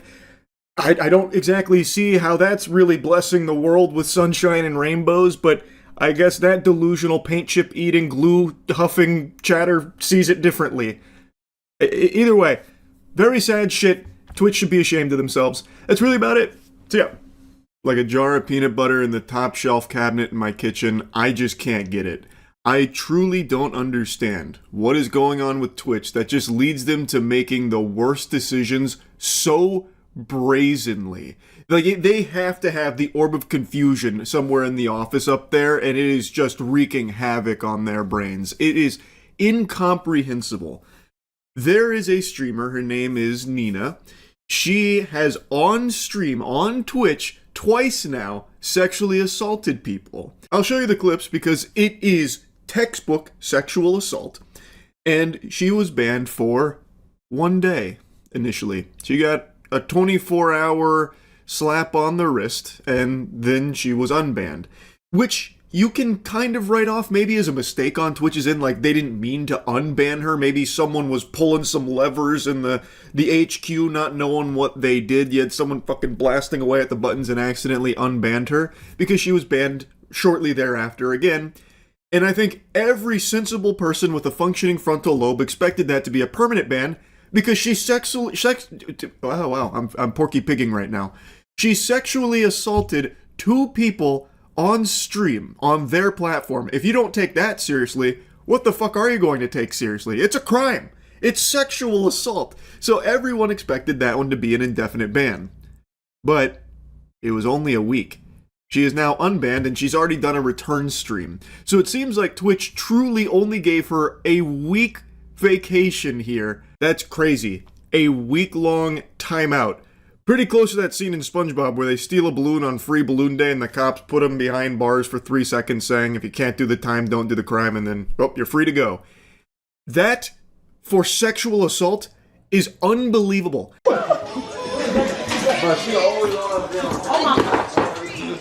my God. Saeed. Hey, come here. I got you. Saeed, come here. So you can't. So you can't. 23. No. He's consensual. No, he's not consenting. Yes, he is. He's not even saying nothing. He likes it. Yeah, He's not. Give. Oh, no. I don't think he wants to. Yeah, stay right there. Stay right there. Hold on. That was the clip that started it. Saeed is his name. He was not consenting to any of this, and Nina is the one that's like holding him while her friend twerks on him. And his friends are even saying he's not consenting to this, and they do not care. They are forcing it upon him. And this is just a piece of a longer clip, and in the longer clip, they throw him on the bed and start, like, trying to rip at his clothes. They also take his bag and start going through his bag. And this whole time, he is making it very clear he does not want this, and he is uncomfortable with it. No! Now they got it. Take all of this off. Take it off. Hey, yo, cut the cameras, cut the cameras. Yo, cut the cameras, bro. Don't do your shit. Let me get my Louis Vuitton scarf. Hold on, bitch. No outside clothes on the bed. Hold on. What's going on? You can't just forcibly take it out. It ain't like a Let me get that bag. Let me get that bag. This is a nice bag. Hold on, this is a nice bag. Yo! How much this cost? Turn around. Start with the top. Yo. What? Yo, oh, I need this. I needed this. Thank you. Appreciate you. Zoe, he's not consenting. Huh? Pretty clear-cut sexual assault here. You don't need to be Phoenix Wright here in order to argue why this is sexual assault. It's obvious. Yet, and this is something we've talked about in the past, a lot of people, when it comes to a man being sexually assaulted, take it very differently. So I saw when this clip was blowing up, and a lot of people I know, I've already talked about this because I'm tardy to the party, but I'm just so shocked that Twitch is not taking this seriously. A lot of people were talking about how it's actually not sexual assault. It's clear he's laughing. He's going along with it. It's for content. No, it's not sexual assault. He's having a good time. In fact, he wanted it. And that's something that you see a lot when it comes to sexual assault against men, where people say, like, it's not serious, don't be a bitch. A woman can't sexually assault a man because a man always wants sex. So this is a nothing burger. You guys are making a mountain out of a molehill. This isn't sexual assault at all. It's just good old-fashioned Twitch content, baby. And Nina herself even says how embarrassing it would be for a man like Saeed to say that this was sexual assault. So what if he says, I feel like you did some shit wrong? No, so the whole Saeed thing, no one essay Saeed. That's why today I was actually looking for Saeed. I was going to talk to him, like, you definitely felt disrespected as a person. Me, I take accountability what I do. If you dead ass felt disrespected, I didn't know. So you gotta let me know. If you did, I will always apologize. I mean, that's just normal people. But for him to walk around and say all that crazy shit, you never think about what Saeed's thinking too, though. Like, who wants to walk around being called that? That's embarrassing for him as a guy. You ain't see Saeed today? No, I was looking for him. I was looking everywhere for him. Wow, what an angel. Pretty watertight defense right there. Checkmate. The fucking last few neurons remaining in her brain really scrambling there to come up with the perfect cope, and damn did she hit a home run with that one. So she is saying, oh, he didn't get sexually assaulted. Oh, okay, well, if you say so, all right. You would know, of course, yeah, no. It doesn't matter what he thinks happened. You're saying he didn't get sexually assaulted, so then it must not have happened. You're right. And then she goes on to say, like, you have to think about it. Like, it'd be very embarrassing for him as a man. Wow. Is that so, Nina? Interesting. Do you keep that same energy when it comes to women that get sexually assaulted? Do you say the same thing? Like, oh, it'd be very embarrassing. She treats it like it's no big deal. She did nothing wrong. Rub some dirt in it, dweeb. Get over it. That's how she handles it. But I imagine if it was two guys who did this exact same thing to a girl on stream, if it played out exactly the same, there would be universal condemnation across the board, including from Nina herself, I imagine, and rightfully so, because... Stand back, brave take coming in. Plug your ears if you're not ready for the spicy take. Sexual assault is bad. I know. If you were standing up, you're gonna need to sit down, holy. It doesn't matter if it's a female or male victim, sexual assault in all of its forms is horrible. And everyone should be outraged and against it. So why do we treat it differently because it was two girls that did it to a guy? It is still sexual assault, and I can't believe we are still having this conversation about, like, sexual assault against men not being taken seriously. It's not a unicorn. It's not make-believe. This isn't the fucking tooth fairy we're talking about. It is a real thing, and there are male victims of sexual assault. Like, I can't believe that even needs to be said, but I guess Twitch needs a reminder that it is a crime. Like, anyone who is a victim of sexual assault is the victim of a crime. I did want it to, like, them being banned is not really anything to me, because at the end of the day, like, sexual assault is a crime. And people that say that it's not sexual assault, I don't know what you think sexual assault is, or anything like that, but I don't know what to tell you. Like, as a person that's literally dealt with sexual assault previously, it has taken a lot. Like a large total on my head. I've dealt with something like this before, and I didn't want to. When I dealt with it originally, I was working at a job, and it was a gym, and I told my boss about it, and all he did was make jokes about it. And I tried to talk about it a lot more, and I didn't want to tell my parents. And it did affect me a lot. And this situation did bring back those memories. This is Saeed being very open here, talking about what's unfolded, even mentioning that he's gone through a previous sexual assault situation in his past where it wasn't taken seriously then. His boss was making jokes about it, and it took a toll on him. And now, in this case, it seems like Twitch itself is not taking it seriously and treating it like it's a joke, considering Nina was only banned for a week. They slapped her in detention for a week, and now it's all sunshine and rainbows for her. She's back streaming again. And let me tell you, in her return stream, it's very clear she's learned her lesson. I think the week-long, benching here from Twitch has really helped put it all into perspective for her. You can see how apologetic she is and how remorseful she is for her actions. Let me tie, right? Oh, what the fuck? Yo, why you always hitting me? Stop with those punches. Oh, shit, I can't touch you no more because I have to make a sign of NDA. Sorry, I forgot. Yeah, that's going to be tough, bro. It's going to come up 3 months later. I won't come up. Oh, me? Punch you? You want me to punch you? Are you okay? Did you send the NDA or no? You sure? So I am not sexually assaulting you. No. I am not. You consent to this. Yes. You fully am okay with this. Yes. You will not use this clip against me later in 3 months later. Never. Or 9 months later. No. Or 6 months later. No. No? Hey, chat sees this, bro. Ready? All right. Okay. Ready? 1. You asked for this. Nod your head. 2 times. Did you get it? Okay. Wait, can I say something? Damn. Wait, can I say something?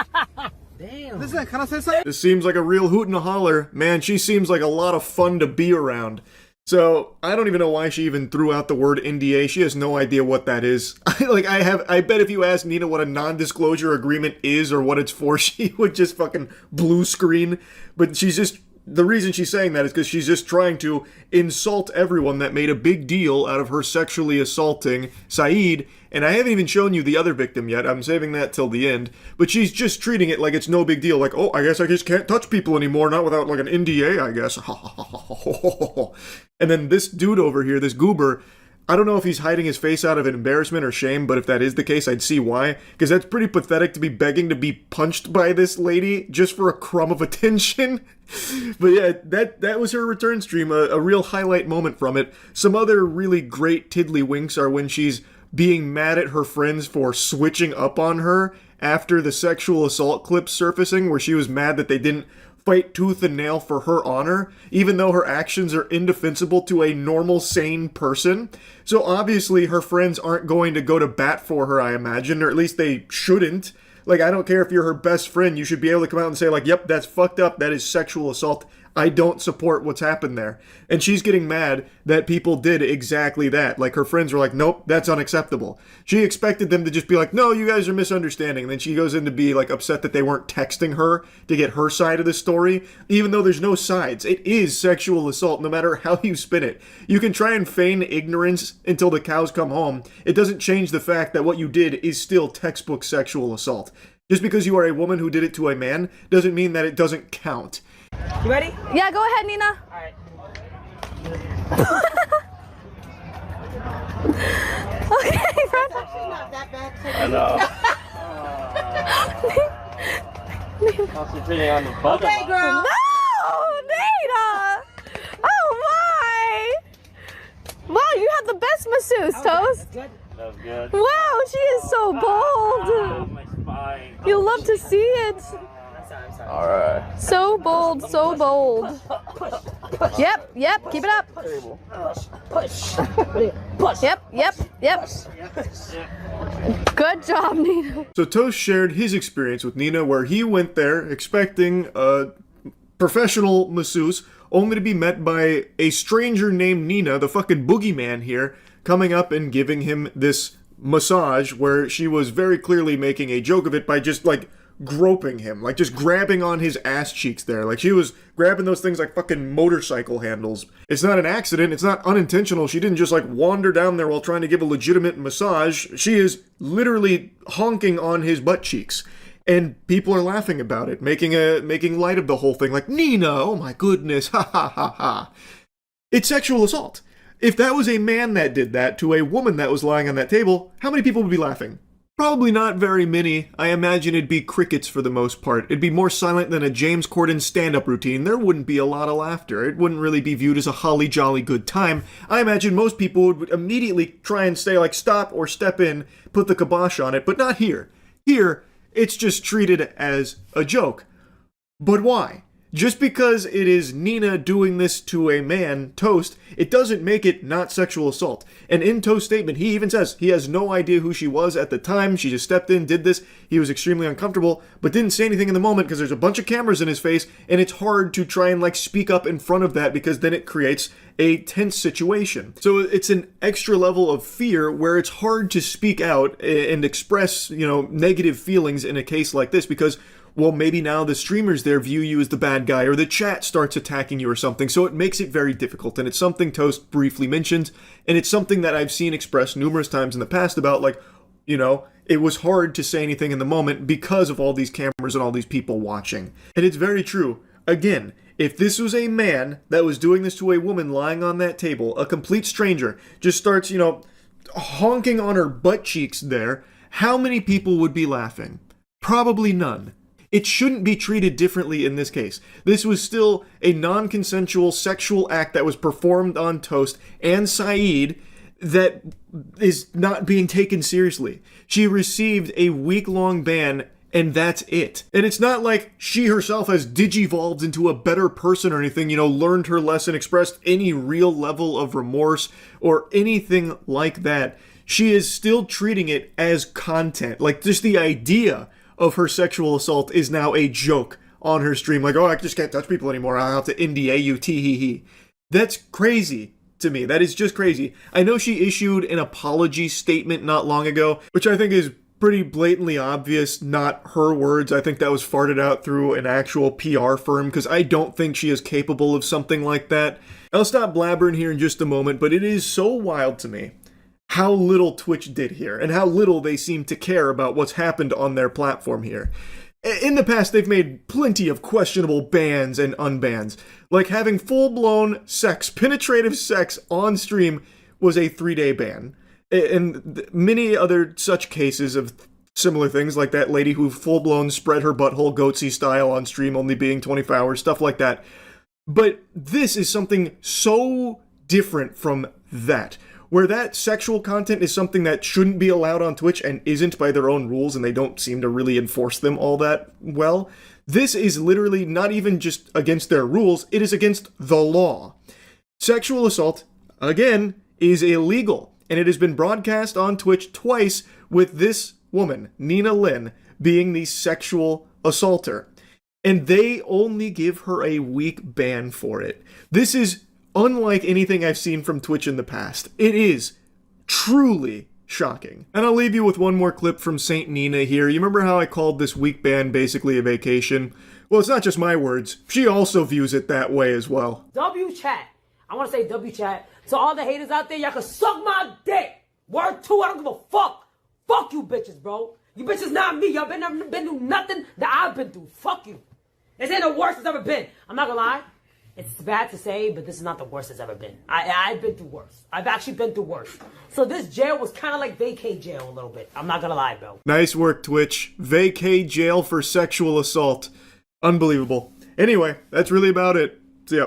Nina Lynn has quickly become one of my least favorite streamers, which is an impressive accolade considering how few streams I watch these days. She really speedran this. Her and Jack Doherty occupy a very special place online of just being highly unlikable, annoying, insufferable assholes. And in Nina Lynn's case, it's exceptionally frustrating considering she has broadcast herself sexually assaulting a man before, and then even treating it as a joke later on, even after like some fucking crocodile tears about how she understands that it was wrong or whatever, or why people might think it was bad. She herself has kind of made light of it since then. So, sexual assault superstar Nina Lynn has continued to stream even after broadcasting that crime, and her content's only really elevated since then. She's broadcast more crimes, and today she's been banned for her 3rd time in 6 weeks. You couldn't hit me in the head with a sledgehammer enough times to make me delusional enough to believe that Twitch is permanently banning her.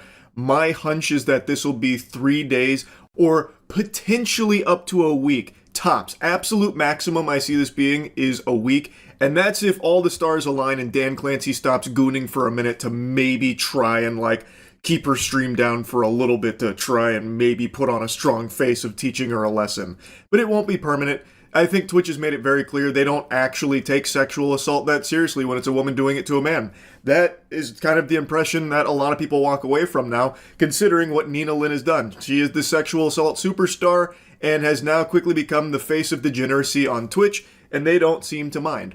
So, I want to show you a few clips since the sexual assault, which I already made a video going over, that are showcasing some of the lowlights that she proudly broadcasts on Twitch. We'll go ahead and start with the obvious. This is what people think is the reason behind her ban, where she stole items from Target on stream, and then when people in chat were speculating whether or not she actually stole them, she made sure to confirm that she indeed did steal those Target items, and in fact has stolen many more that you guys don't know about, which she openly just admits to and says, get fucked. Oh, no, he's wildin'.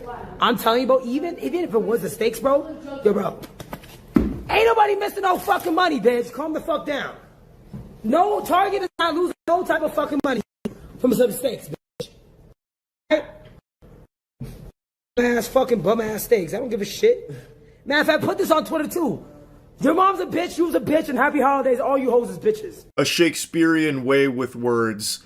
It is miserable listening to her struggle to throw together sentences because she is constantly in this persona where she's trying to portray a character that's like so tough and no nonsense, bitch that, fuck that, and that's all she ever says. So everything that leaves her mouth has to have that same like bravado to it. Oh my god, it's so cringe. She's so desperate to appear tough and uncaring, unfiltered.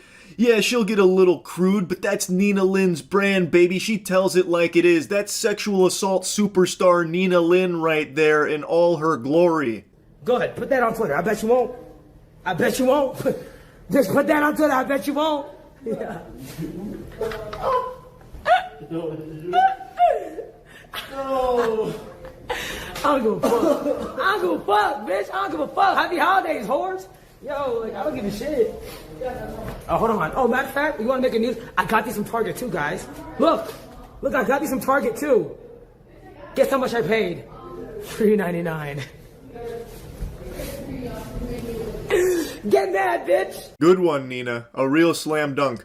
Also, nothing says not giving a fuck quite like feeling the need to remind people of it constantly.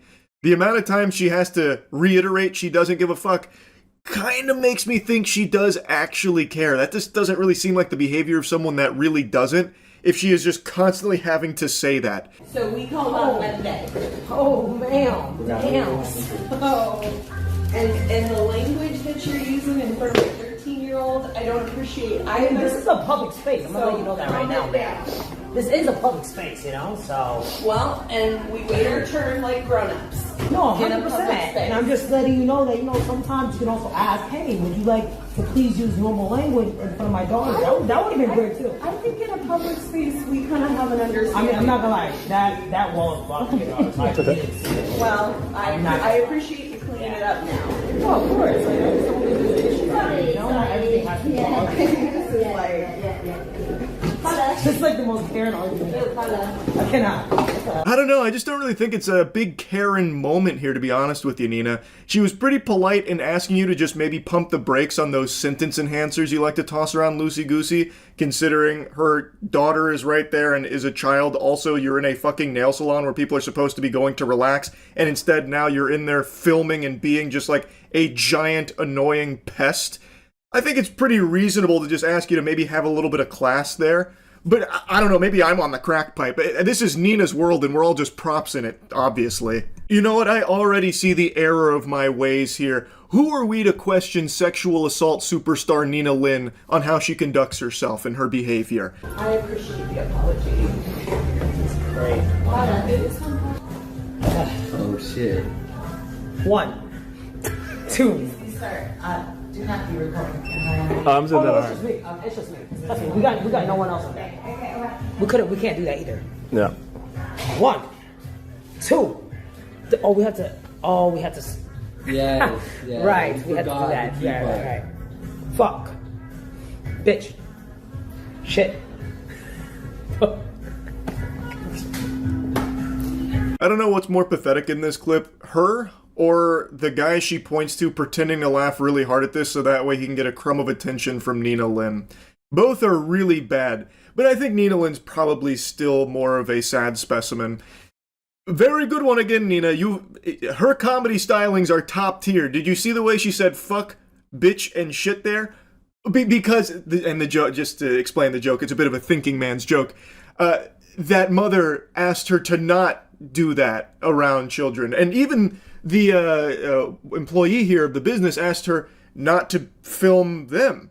And Nina Lin pretends they weren't filming them. Even though I saw the employees, I saw everyone that wasn't Nina Lin too. She was filming everybody else as well. Despite what she lied to them saying that it's just her. It's not. It wasn't. But don't worry, according to Nina Lin, this business is actually her playground. It's a public space, according to Nina Lin. She can do whatever the fuck she wants in here, baby. Work around here, and like y'all are affecting my livelihood. No, Dad, You're what's your affecting.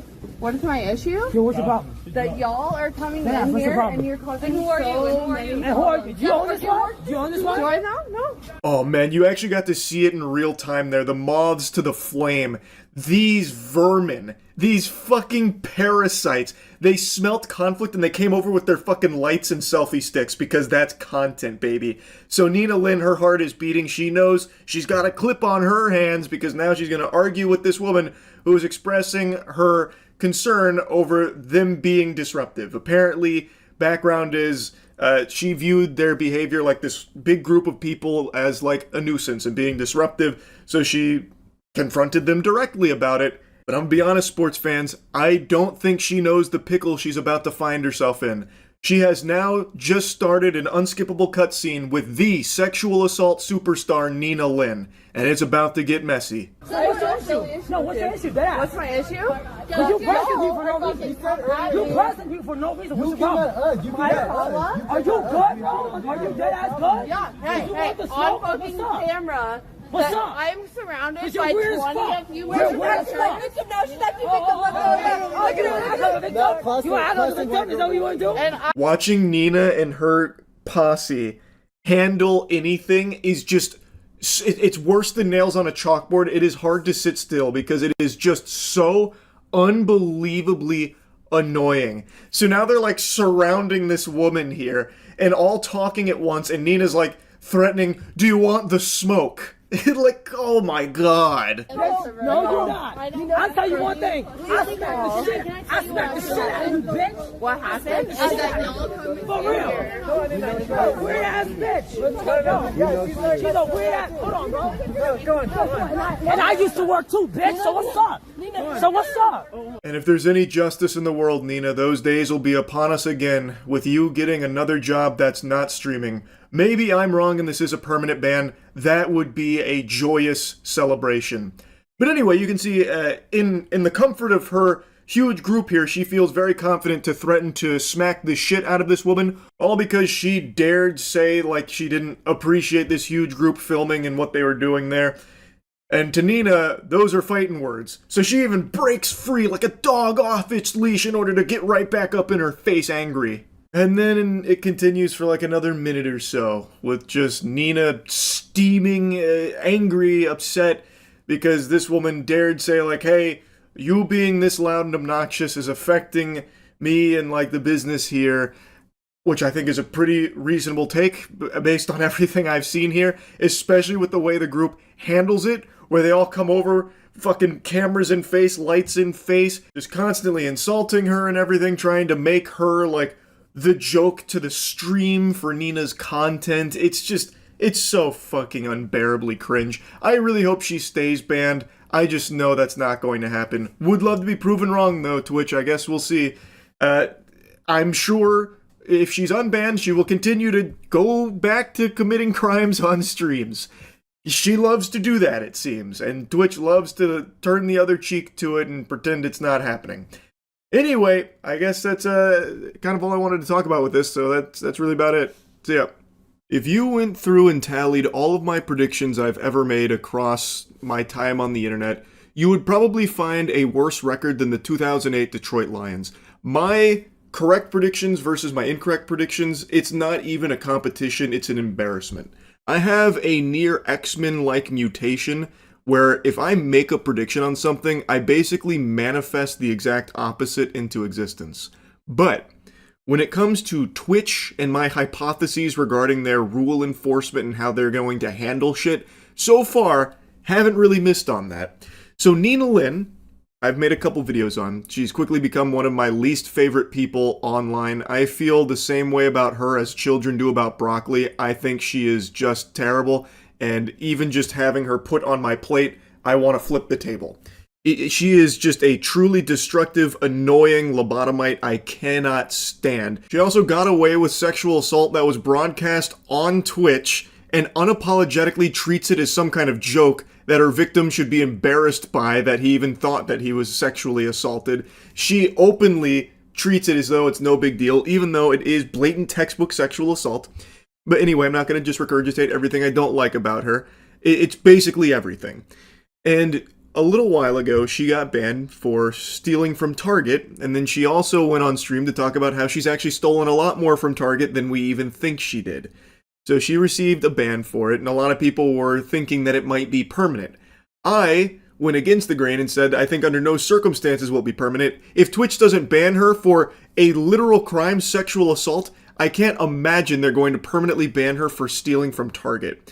So I said pretty boldly, puffed out chest, that I think this will be like a week ban at most. It's been longer than a week, so hats off to Twitch. They've really done the difficult decision here to keep Sexual Assault Superstar off the platform for longer than a week, but I don't think it's going to last too much longer. And last night, a lot of people sent me a tweet claiming that Nina Lynn had been permabanned, which got me pretty excited. I was pumping my fists saying, yeah, whoopee, alright, cool, that's great news. I'd love to be wrong about my Twitch prediction. Now, where's the evidence? Did Twitch make a statement about it? Where's this coming from? Put that shit in my hand so I can start licking that shit like a lollipop, like my nice little dessert here. I'd love this to be true. But I can't find any information on her being permabanned at all. Just that single tweet that now a lot of other Twitter accounts are reporting. It seems to have just been pulled out of this guy's asshole. I can't find any statements on it whatsoever, so I took that with a big grain of salt. And then this morning, the sexual assault savant herself weighed in on this rumor saying, ain't no way MF's making shit up now. Y'all are obsessed. Don't worry, I'll be back. Should I do a trailer just cause of this? Even just reading words from her is annoying because she has to intertwine her fake bravado into everything. Oh, it's just so fucking cringe. And what does that even mean? Should I do a trailer now just because of this? Like, that's her response to it? Oh, you made up rumors, huh? Well, you forced my hand. Now I'm going to have to go down the nuclear option of making a trailer. Didn't want to have to do this, but now I've gotta. Okay, I guess. How tough. The only thing you should be making is a job application. Don't nobody want to watch a fucking Nina Lynn stream. Genuinely don't get who the audience is for sexual assault superstar Nina Lynn, because her shit sucks. The people watching that have to be the most stinky, unlikable losers imaginable. Like, all she does, especially post-sexual assault, is just go out in public and yell. And that's kind of it. She tries so desperately to make it seem like she doesn't care, but everything she says, every word she types is always like, can't wait for them to be mad. Oh, you're gonna be mad. These hoes are so mad. Post it on Twitter. Fuck your mom. You're mad. That's all she ever talks about. That is not the behavior of someone who actually doesn't care if it's the only thing that's ever in her empty fucking brain. It's so embarrassing. But anyway, the point of me yapping about this again was just about that rumor of her being permabanned. I'm not convinced. There's no evidence to suggest she actually is permabanned. Yes, she is still smited as of this moment. She's still banned. But I don't think that means it's going to last forever. Though, round of applause to Dan Clancy and the Goof Troop over there at Twitch for keeping her banned this long. I didn't even expect it to be this long of a punishment. But again, I don't think it's going to last too much longer. They're probably on the edge of their seat, biting their nails, waiting to unban her. because they didn't ban her permanently for a blatant sexual assault. I don't think they have permanently banned her for stealing. I just find that highly unlikely. But again, I'd love to be wrong. Most of my predictions are, so maybe this one is too. Anyway, she sucks. That's really about it. See ya.